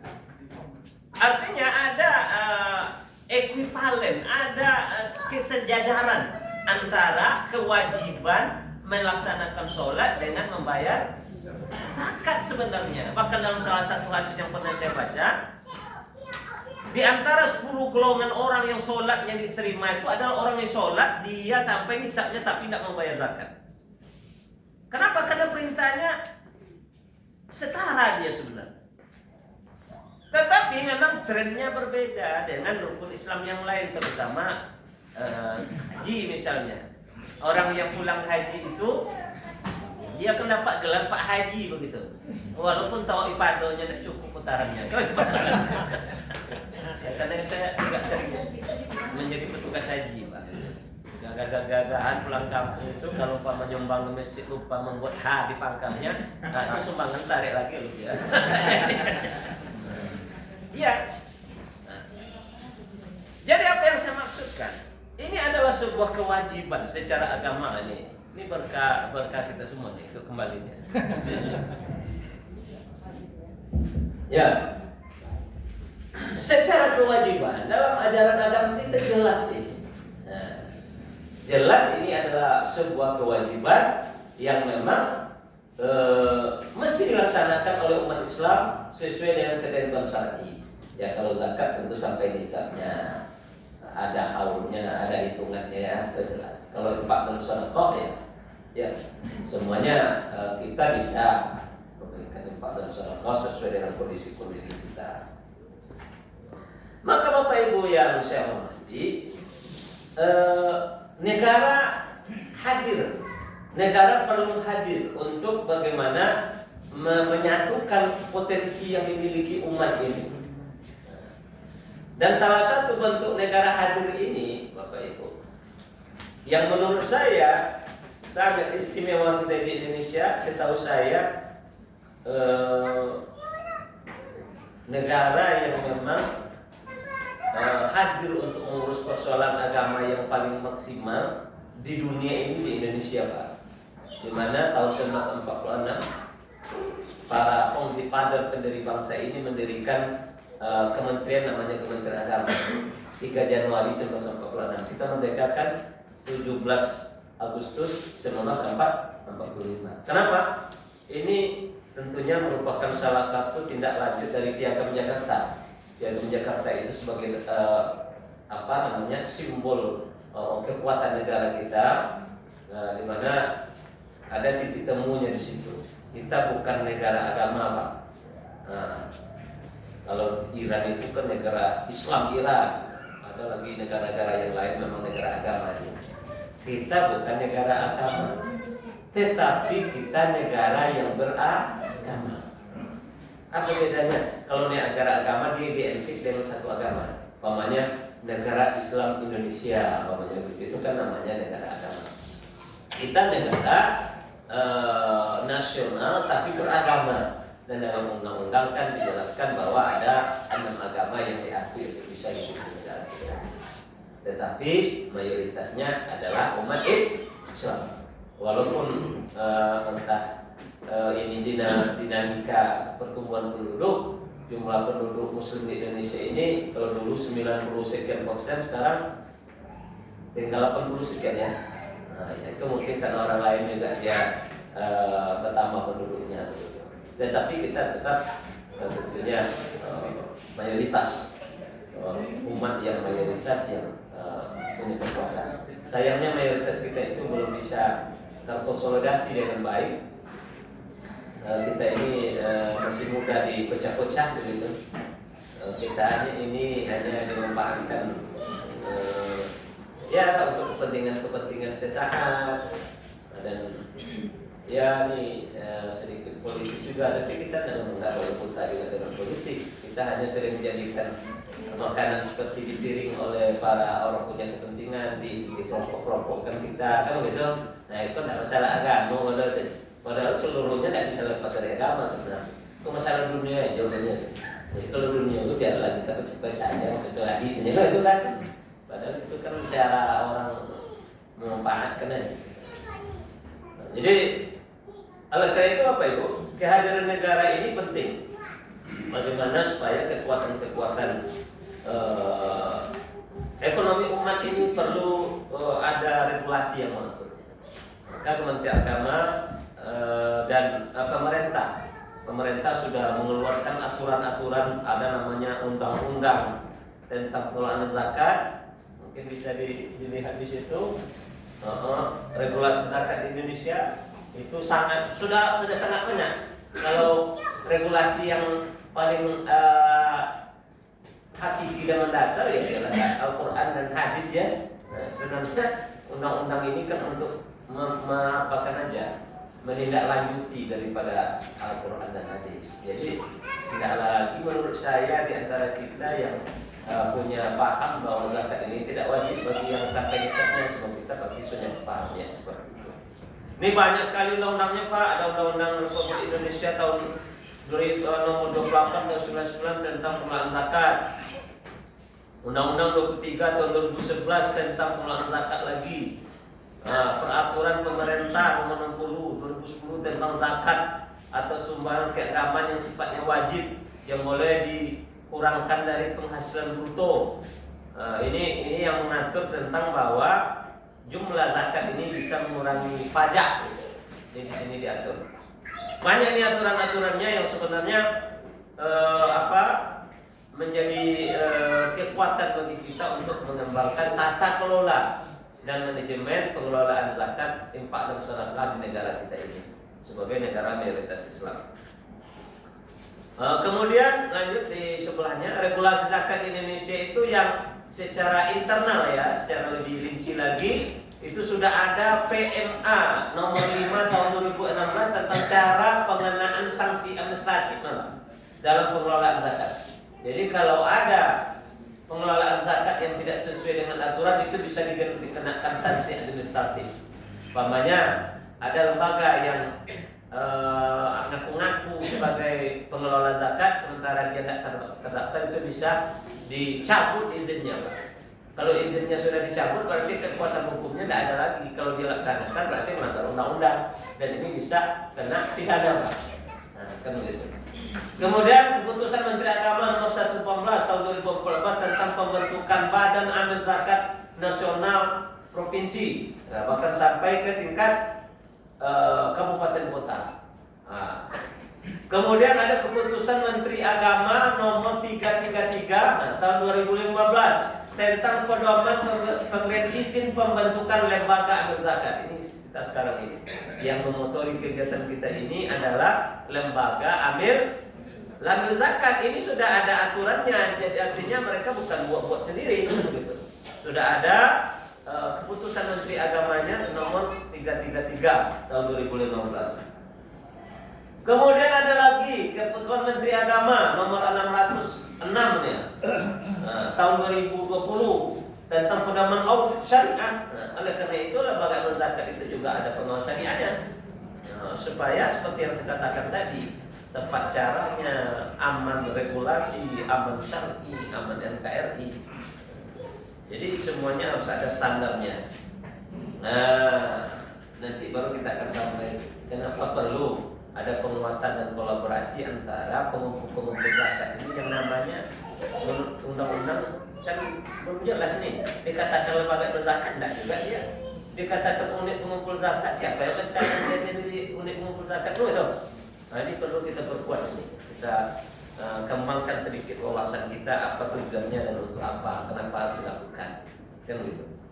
Kemudian peraturan Basnas, nah, ini turunan daripada apa tadi, undang-undang, keputusan menteri dan sebagainya. Itu ada peraturan-peraturan yang dilakukan oleh Badan Amil Zakat tentang sertifikasi amil zakat, tentang pendistribusian pemberdayaan zakat, peraturan tentang pelaporan pelaksanaan pengelolaan zakat. Ini banyak sekali. Kemudian kita lanjut. Nah, supaya nanti ada wawasan kita yang sama, karena kadang-kadang perbedaan kita itu ketika memang ya kita ini memang pasti akan berbeda cara berpikir tentang sesuatu. Yang pertama, background knowledge kita akan berbeda. Mak bicara ilmu kita tentang itu tuh berbeda. Jadi pasti akan berbeda juga wawasan kita itu kan. Bagi yang sudah paham ya, dengan yang tidak paham itu kan pasti akan berbeda. Yang kedua, tradisi-tradisi kita. Ini tradisi-tradisi kita ini kadang-kadang mempengaruhi juga ini cara berpikir kita. Kenapa? Karena kita ini, kami dari dulu lagi gitu di kampung kami kan itu persoalannya kan. Nah, padahal kan tidak bisa pula kita andalkan itu nanti kita kena ayat pula. Umat Nabi Musa dulu mengatakan ya dulu nenek moyang kami begini katanya kan gitu. Nah, tidak bisa begitu. Sesuatu itu ya harus kita sesuai dengan aturan-aturan yang ada kan begitu. Maka Bapak Ibu ada beberapa hal yang harus kita samakan dulu konsepnya. Nah, yang ini hal-hal yang sangat krusial dalam masalah zakat itu. Yang pertama, apa yang dimaksud dengan pengelolaan zakat? Nah, supaya kita paham, karena kita mengumpulkan zakat tapi tidak ngerti apa sih pengelolaan zakat itu gitu. Pengelolaan zakat adalah kegiatan perencanaan. Jadi ada perencanaannya, pelaksanaan dan pengordinasian dalam pengumpulan, pendistribusian dan pendayagunaan zakat. Maka itu disebut dengan pengelolaan zakat.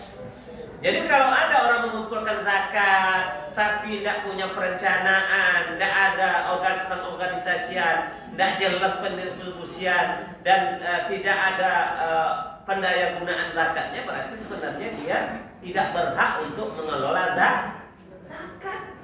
Kan begitu?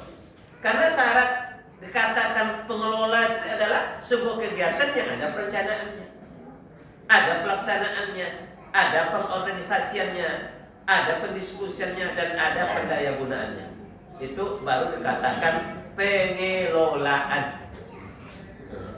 Yang kedua, zakat. Ini barangkali kita sudah paham, zakat adalah harta wajib yang dikeluarkan oleh seorang muslim atau badan usaha yang dimiliki oleh orang Islam untuk diberikan kepada yang berhak menerimanya sesuai dengan syariat Islam. Nah, ini definisi daripada zakat. Kemudian istilah yang juga krusial dalam masalah zakat ini muzaki. Apa itu muzaki? Muzaki adalah orang muslim atau badan usaha yang dimiliki orang Islam yang berkewajiban untuk menunaikan zakat. Kalau bahasa kitanya orang kayu yang sampai nisabnya, begitulah sederhananya. Atau orang kayu yang usahanya sudah sampai batas untuk membayar zakat. Kemudian mustahik. Apa itu mustahik? Adalah orang-orang yang berhak menerima zakat. Ini mungkin acuan dasar kita surah At-Taubah. Nah, ini acuan dasar ya, tapi pengembangannya bisa saja. Nah, ini kan nanti dalam istilah-istilah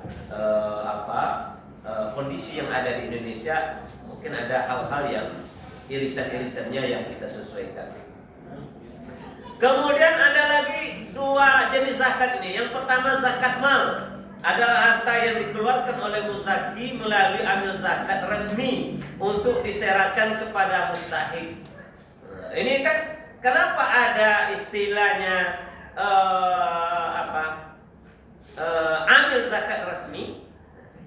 Kenapa? Agar penerimaan zakat itu jelas, dikelola dengan baik.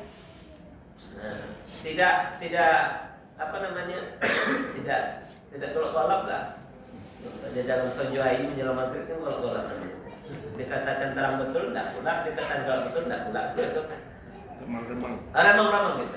Sedangkan zakat, nah yang kedua zakat fitrah adalah zakat yang wajib atas setiap diri muslim yang hidup pada bulan Ramadan.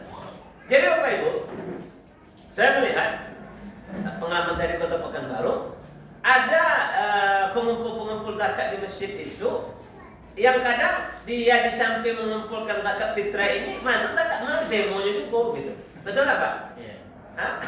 Kok suaranya kecil? Betul nggak kira-kira Pak? Ya di masjid saya juga gitu dulu gitu. Jadi jangan masjid Bapak saja kan.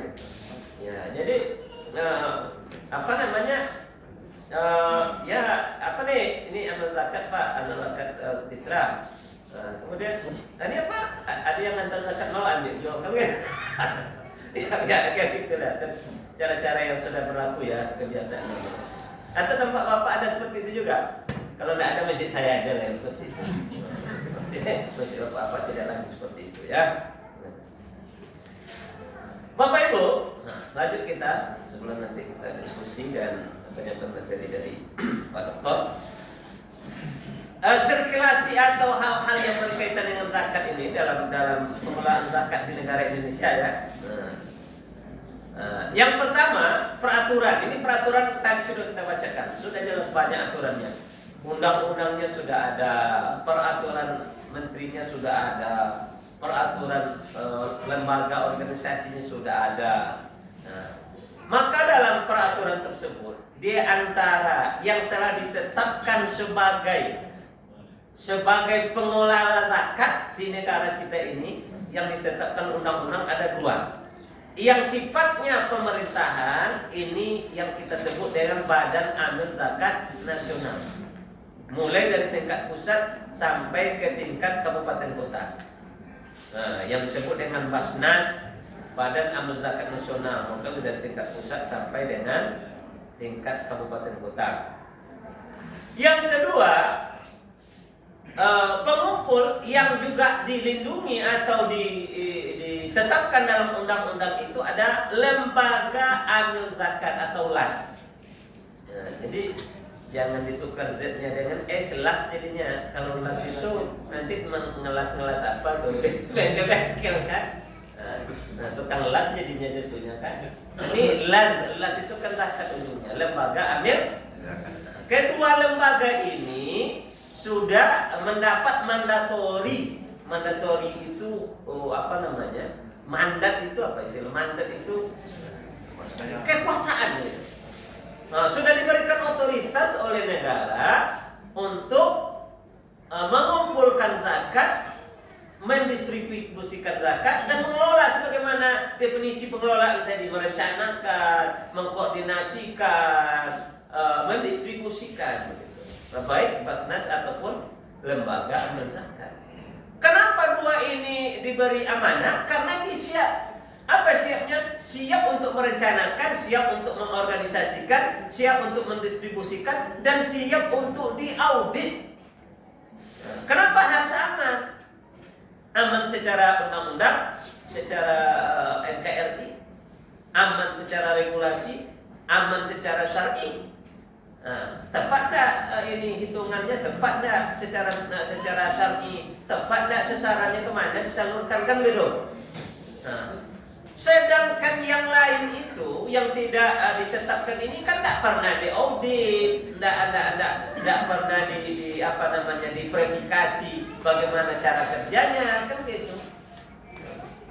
Sehingga dikhawatirkan, bukan dituduh, dikhawatirkan ada sistem pengelolaan yang tidak pas. Jangan salah-salah Pak.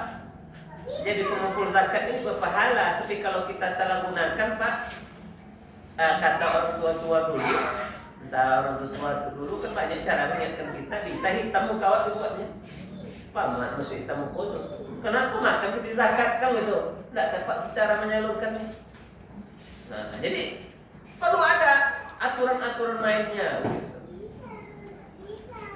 Kemudian Basnas dan Lasnas ini bisa membentuk unit pengumpul namanya. Unit pengumpul ini berkoordinasi dan berkolaborasi dengan Basnas atau Lasnas tadi, supaya dia jelas datanya berapa sih kan begitu. Akuntabilitasnya jelas, yang berzakat berapa orang, berapa jumlah zakatnya, kemana disalurkan, untuk apa, kan begitu. Anda boleh ingin-inginnya kalau tidak lupa masuk ada 150 orang yang zakat kan gitu. Berapa pipinya Pak? Suaso. Tak sah macam itu, tak ada pakai suaso. Terbaca jelas ya. Betul tak Pak? Suaso lupa pulau, kena beli gula lupa mau pipi waktu itu dia bilang beli gula kan gitu. Nah itu kan bisa terjadi Pak. Ikut zakat itu hawa untuk mami bulu, dompet lu lombok kan. Akhirnya kalau kita pelupo, ambil zakat tadi dia jadi lo beli bulu, lo mak lo kopi pakai bulu zakat. Jadi oleh karena itu harus diatur lebih baik kemaslahatan dan tidak ada merugikan siapapun. Itu yang kolaborasi maksud saya tadi. Nanti kalau umpamanya pengurus masjid itu berkolaborasi dengan las misalnya, itu kan ada aturan yang bisa diapakan, dibicarakan ya apa ya ketua ya itu. Tapi jelas dia tidak ada yang apa tadi antara siang dan malam tuh tidak ada ya. Tidak ada yang remang-remang karena masalah agama itu kan harus jelas ya. Kenapa ya? Semuanya nanti kan akan kita pertanggungjawabkan, kan gitu. Semuanya akan kita pertanggungjawabkan. Masa takut di rabbika wa apa yang akan kita katakan kepada Tuhan nanti apa yang kita kerjakan itu yang tidak sesuai dengan kode-kode yang semestinya. Semua ratus aku nayong aninai semua nikmat ini nanti akan kita pertanggungjawabkan. Jadi jangan pula gara-gara kita mau berbuat baik. Ini kan kita baik semua nih Pak, membantu umat semua ini. Tetapi ada mekanisme yang tidak baik, ya justru tidak sempurna kebaikan itu. Padahal sebaiknya kebaikan itu dilakukan dengan cara terbaik juga, kan gitu kan? Ini. Kemudian, dua lembaga ini menerima zakat. Nah, oleh karena itu dia harus bikin laporan ini dia kirim laporan ke kita nih, lembaga swadaya umat laporan ke kita. Dan yang lain juga ada laporan. Bahkan ada audit syariah dan bahkan ada sanksinya Pak, untuk memastikan bagaimana hak-hak umat itu terjaga. Hak-hak umat itu terjaga. Dan kalau kami tidak menyampaikan ini, nanti kami yang salah. Saya pribadi tanya melekat, saya menjawabnya nanti. Kenapa di Kota Pekanbaru tuh tidak jelas, banyak yang penyimpangan masalah-masalah zakat. Itu saya payah menjelaskan kepada mereka itu nanti. Belum sempat menjelaskan karena memang tidak pernah disampaikan. Walaupun tampol di belakang. Tapi ini kewajiban saya memang Pak, karena ini saya diberi amanah oleh negara sebagai kepala kantor pembinaan agama Kota Pekanbaru. Kalau tidak saya sampaikan kepada Bapak, saya berdosa. Masalah Bapak menerima dengan ikhlas, separuh ikhlas tuh urusan yang lain pula. Biar pula mereka mencatatnya, begitu istilahnya. Tapi kewajiban saya harus sampaikan. Kan begitu. Kemudian muzakinya tadi sudah kita katakan, orang yang berzakat itu harus terdaftar, harus jelas dia. Ya, jadi jangan ada pasti yang zakatnya cuma 500.000 ada namanya haji haji amal begitu ya. Pas ada yang 500 juta tak muncul di buku itu tuh. Ada nama. Berarti tidak tidak administrasinya tidak bagus. Mustahik ini orang yang berhak menerima. Kalau zakat infak sedekah di Indonesia ini bisa terkoordinator dengan baik, kekuatannya luar biasa. Dan maaf ya Pak, sekarang ini ya dalam ekonomi global ini saya perlu sampaikan juga supaya umat Islam ini tahu kekuatannya. Ekonomi global itu bukan Indonesia aja Pak, dunia ini sebenarnya sekarang sedang kesulitan semuanya Pak. Kenapa? Karena memang logikanya sumber daya alam itu semakin berkurang ya. Bicara kita dulu penghasil minyak, ke rumah itu banyak minyak. Ini tidak ada oleh Pak, oyong minyak tuh.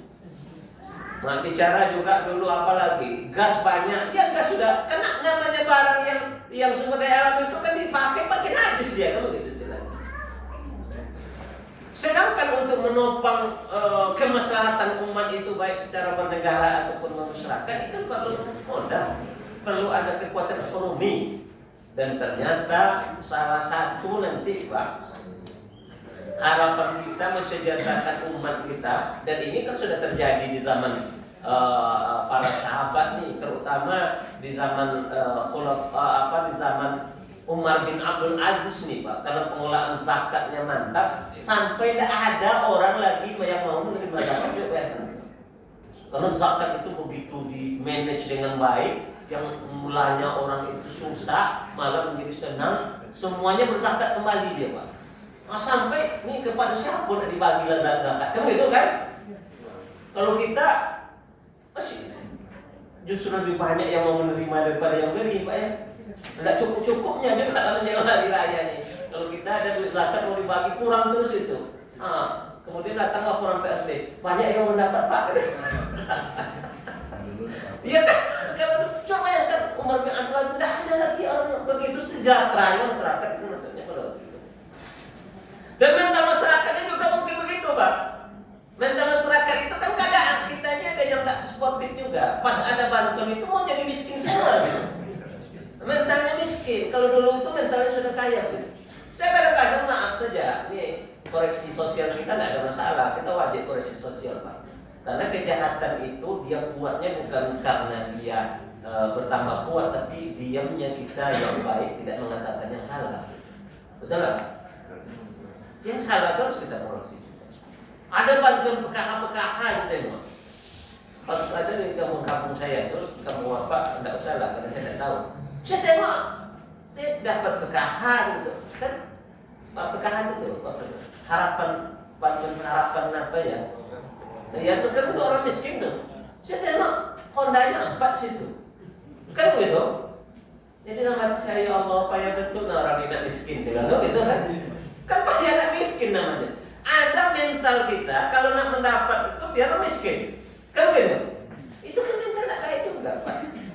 Hal yang tidak baik juga kan begitu. Nah sebenarnya kan tak sportif kalau bahasa kitanya. Jadi ini harus dikasih wawasan-wawasan kepada masyarakat juga. Jadi inilah sistem pengelolaan zakat di negara kita ini, ada aturannya sudah ada. Nah, jadi tidak ada lagi sebenarnya yang kurang nih Pak. Aturan sudah ada, pengelolanya sudah ada, yang mendapat mandat Badan Amil Zakat dan Lembaga Amil Zakat. Kemudian untuk menguatkan bagaimana supaya ini berjalan dengan baik, diaudit ya. Nah, diaudit itu ya apa? Ada laporannya. Nah, supaya istilahnya jelas berapa untuk apa dia gunakan gitu. Nah, kemudian data-datanya, mustahiknya siapa? Kenapa data mustahik ini juga penting Pak? Karena begini, kira-kira ada nggak dampak daripada orang itu, karena zakat itu kan dalam makna yang sesungguhnya kan bisa dalam bentuk bukan hanya konsumtif, tapi bisa berbentuk produktif. Arti produktif, kalau konsumtif itu habis makan aja gitu. Yang produktif itu dia bisa bersifat harapan masa depan. Contohnya ada Badan Amil Zakat atau Lembaga Amil Zakat memberikan beasiswa misalnya, kan begitu. Maka anak-anak yang dapat beasiswa dia tamat sekolah, alhamdulillah hidupnya sudah berhasil, kan begitu. Itu harus ada jelas dia. Atau ada bantuan modal misalnya. Ini kita dengan saudara Umar yang kita ke kelompok pengajian itu. Nah, kita di Pekanbaru nih Pak, saya buat kebijakan seluruh majlis taklim itu kita SK-kan. Cuma pesan saya dengan pengurus dan kesepakatan dengan pihak bank yang ada di Kota Pekanbaru, SK-nya jangan digadaikan. Karena tidak laku pula SK. Tapi supaya kekuatan majlis taklim itu lebih terorganisir dengan baik. Jadi semuanya kita SK-kan dan pembinaan kita jelas begitu. Kita punya penyuluh agama, jadi penyuluh agama kita juga bisa masuk. Dan majlis taklim itu kita upayakan di samping majlis tempat mengkaji ilmu-ilmu agama. Tapi bagaimana juga kita mengembangkan majlis taklim yang ada di Kota Pekanbaru ini sebagai sebuah sarana untuk meningkatkan pemberdayaan ekonomi umat begitu.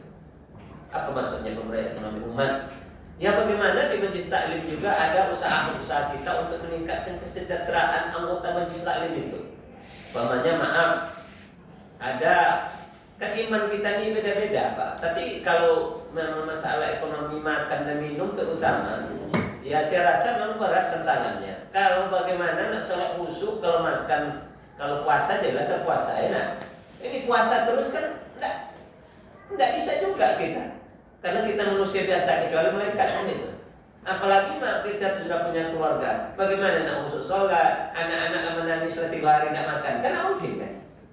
Maka kita berpikir bagaimana ini Majelis Taklim ini juga ada apa? Ada usaha-usaha untuk meningkatkan ekonomi umatnya, anggotanya yang susah kita berikan peluang-peluang untuk maju begitu. Di antaranya kita kerjasama dengan lembaga amal zakat memberikan modal bantuan untuk ibu-ibu, ada yang kita suruh dia belajar menjahit supaya nanti dia bisa mengembangkan kemampuannya tuh gitu kan. Kalau bisa dia menjahit ya, kalau tidak kan menghasilkan ya. Asalkan jangan tangannya pula dijahit tuh gitu. Ada yang bikin kue, ada yang bikin snack ya apa ya, ada yang bikin sarapan pagi. Ya ini kan salah satu manajemen itu yang pengelolaan maksudnya tadi. Baru kita kelola. Dan kalau semuanya kita kumpulkan secara beramai-ramai di satu sistem yang bagus, banyak yang bisa kita buat sebenarnya. Tapi masih banyak kekuatan ekonomi umat ini yang belum terkelola dengan baik. Itu aja persoalan. Ya kekuatannya karena memang sedikit, baru yang berkolaborasi dengan pada amal zakat dan lembaga amal zakat, tentu modal yang kita berikan juga tidak bisa terlalu besar. Nah, kalau duitnya banyak, tentu bisa banyak ya Pak ya, bisa banyak nih. Jadi ini yang menjadi perhatian kita. Sehingga kenapa perlu mustahik ini juga kita punya peta. Kita ingin melihat kira-kira dari apa yang kita lakukan ada peningkatan. Namun dan sifatnya produktif, dan cara dari kawan-kawan dari LAS ini, dia sistemnya dia melihat perkembangan. Karena ada juga kecenderungan kita asal dikasih duit kita mau konsumtif langsung. Paham maksudnya itu? Pak Monyo, proposal awalnya untuk bikin sarapan pagi dikasih umpamanya 5 juta, dikasih 5 juta. Itu karena 1 juta pula yang pakai untuk modal itu. Yang mampeknya dibalikan pula ke handphone, kan gitu. Kan itu persoalannya Pak. Jadi kan ada dulu, kenapa bantuan-bantuan pemerintah dulu banyak anak susah kan gitu Pak. Umpamanya dikasih bantuan sapi gitu. Pas umpamanya sapi dah besar, ada anak-anak besar ini seboli ya sapi. Atau ngambil cara ada yang dijualnya Pak. Dan laporan nanti mati katanya, bangkai ini mana kalau dikubur Pak ya. Padahal tujuannya sapi ini beranak nanti kan begitu. Itu cara kan. Dan kadang-kadang memang apa namanya, membangun cara berpikir ini perlu juga kepada masyarakat kita, kepada saudara-saudara kita ini. Dan lembaga amal zakat itu lembaga amal zakat suri umat, polanya gitu, dia beransur-ansur supaya ada motivasi ingin meningkatkan usaha. Jangan diberikan nanti ke pulsa aja kan. Kadang-kadang apa tujuan proposal untuk usaha, dicicil untuk beli pulsa ya, usaha barang itu nggak akan berkembang dia kan. Kemudian yang ada di Kota Pekanbaru, kita kerucutkan sedikit. Amil zakat yang di Indonesia yang ada di Kota Pekanbaru. Yang pertama pada amil zakat nasional. Ini sudah ada. Kalau Badan Amil Zakat Nasional ini, bagi bapak yang mau tahu juga, kantornya di Masjid Ar-Rahman yang Kota Pekanbaru ya. Nah, yang Kota Pekanbaru. Kemudian lembaga amil zakat ini, lembaga swadaya masyarakat berbadan hukum ini sesuai dengan apa kantornya masing-masing. Swadaya umat ini di mana kantornya? Jalan Lomba. Jadi lembaga amil zakat ini ada kantor-kantornya, tidak di satu karena banyak pula dia. Nanti saya jelaskan berapa yang sudah ada di Kota Pekanbaru yang sudah diberikan izin.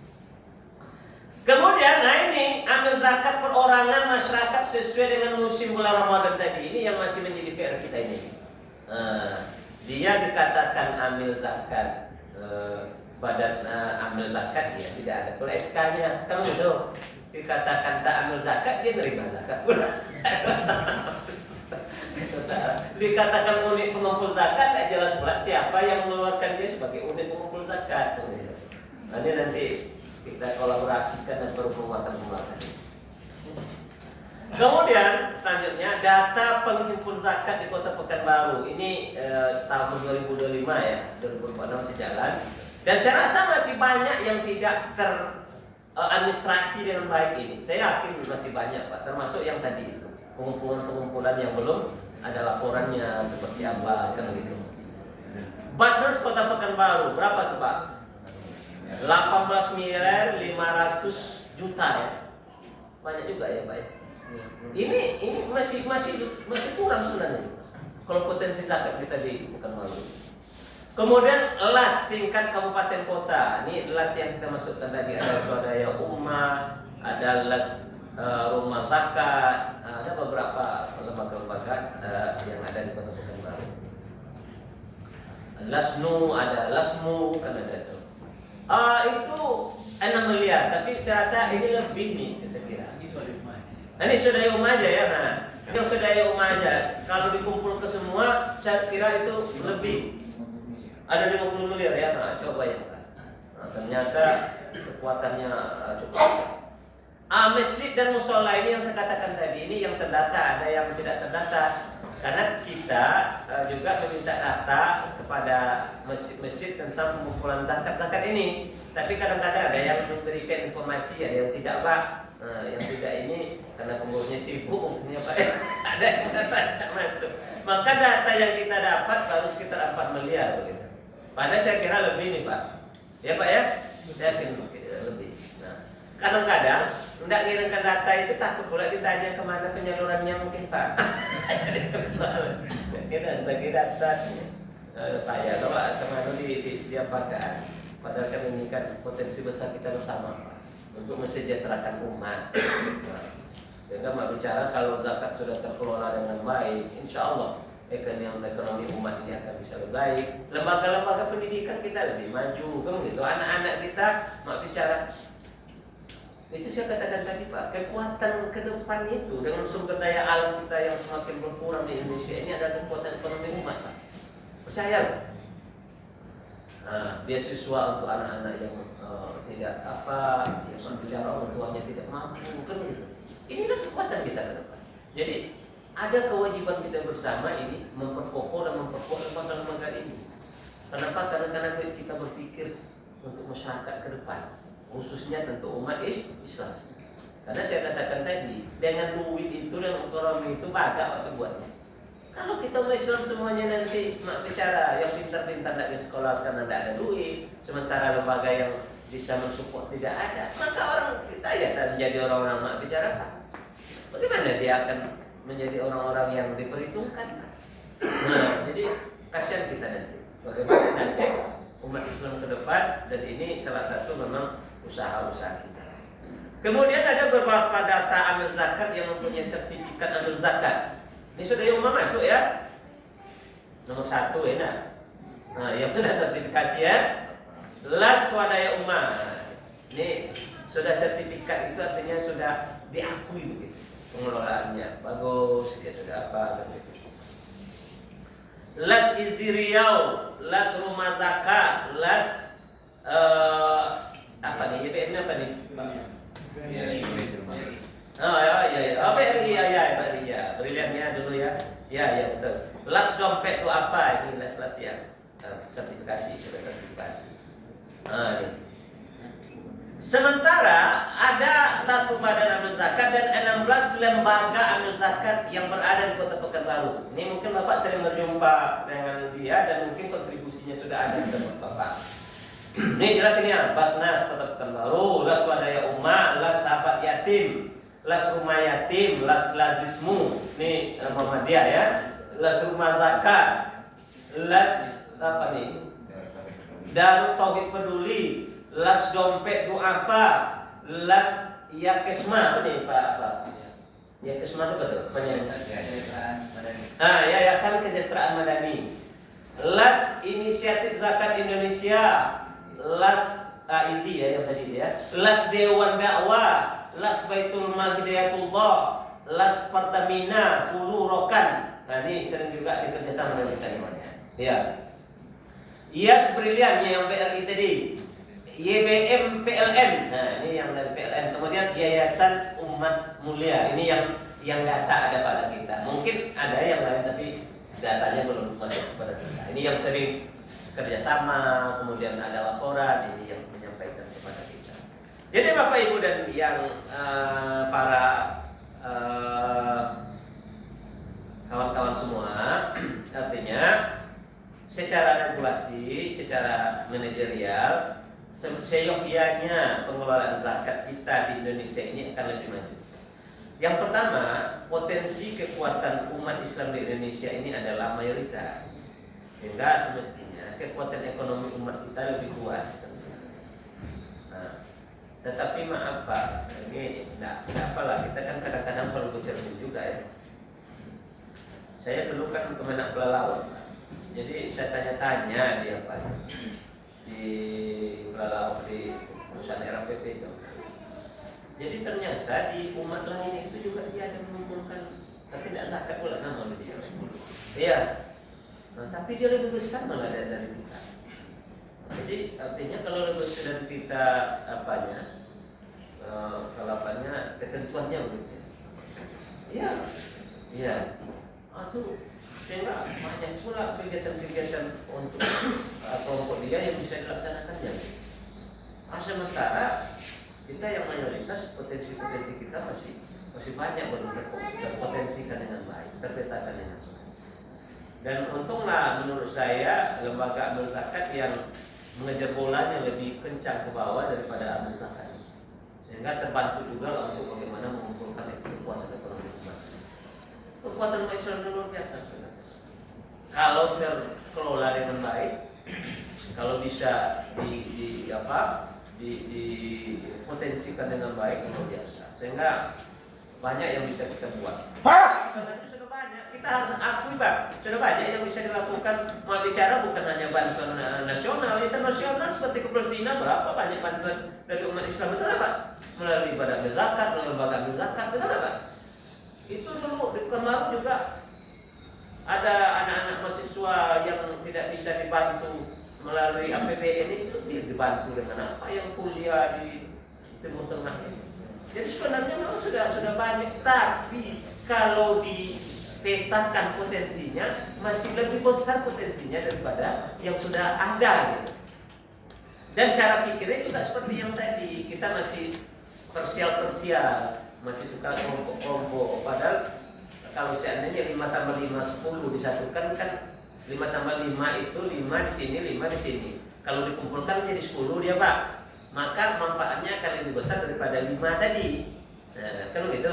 Karena 5 itu ibarat kain sarung pendek, jadi nyari ke atas kaki terbuka, nah ditarik ke bawah kepala kedinginan, kan begitu jadinya kan. Nah, karena itulah perlu ada penguatan supaya lebih besar dia, sehingga masalahnya lebih besar. Ini sebenarnya cara pikirnya ada lembaga dan badan ini bisa mengelola. Saya rasa itu pengantar dari saya, nanti kita bisa berdiskusi dan selagi tidak ada tujuan kita yang lain, semuanya ini kita bagaimana apa yang kita lakukan untuk umat. Yang kedua jelas untuk kejayaan Islam ya, kejayaan Islam, sehingga negara kita yang mayoritas Islam ini menjadi negara yang maju dan masyarakatnya juga sejahtera kan begitu. Itulah sebenarnya tujuannya, bagaimana kita ingin terus memberikan semangat kepada kita semua bagaimana pengelolaan kekuatan umat ini bisa dikelola dengan sebaik-baiknya. Nah, mungkin itu saja yang dapat saya sampaikan. Mohon maaf kalau ada yang tidak berkenan, tidak ada yang tujuan saya mendeskripsikan, merendahkan siapapun. Itu adalah sebagai bentuk tanggung jawab moral kita bersama untuk memperbaiki bagaimana kekuatan umat ini bisa kita sampaikan.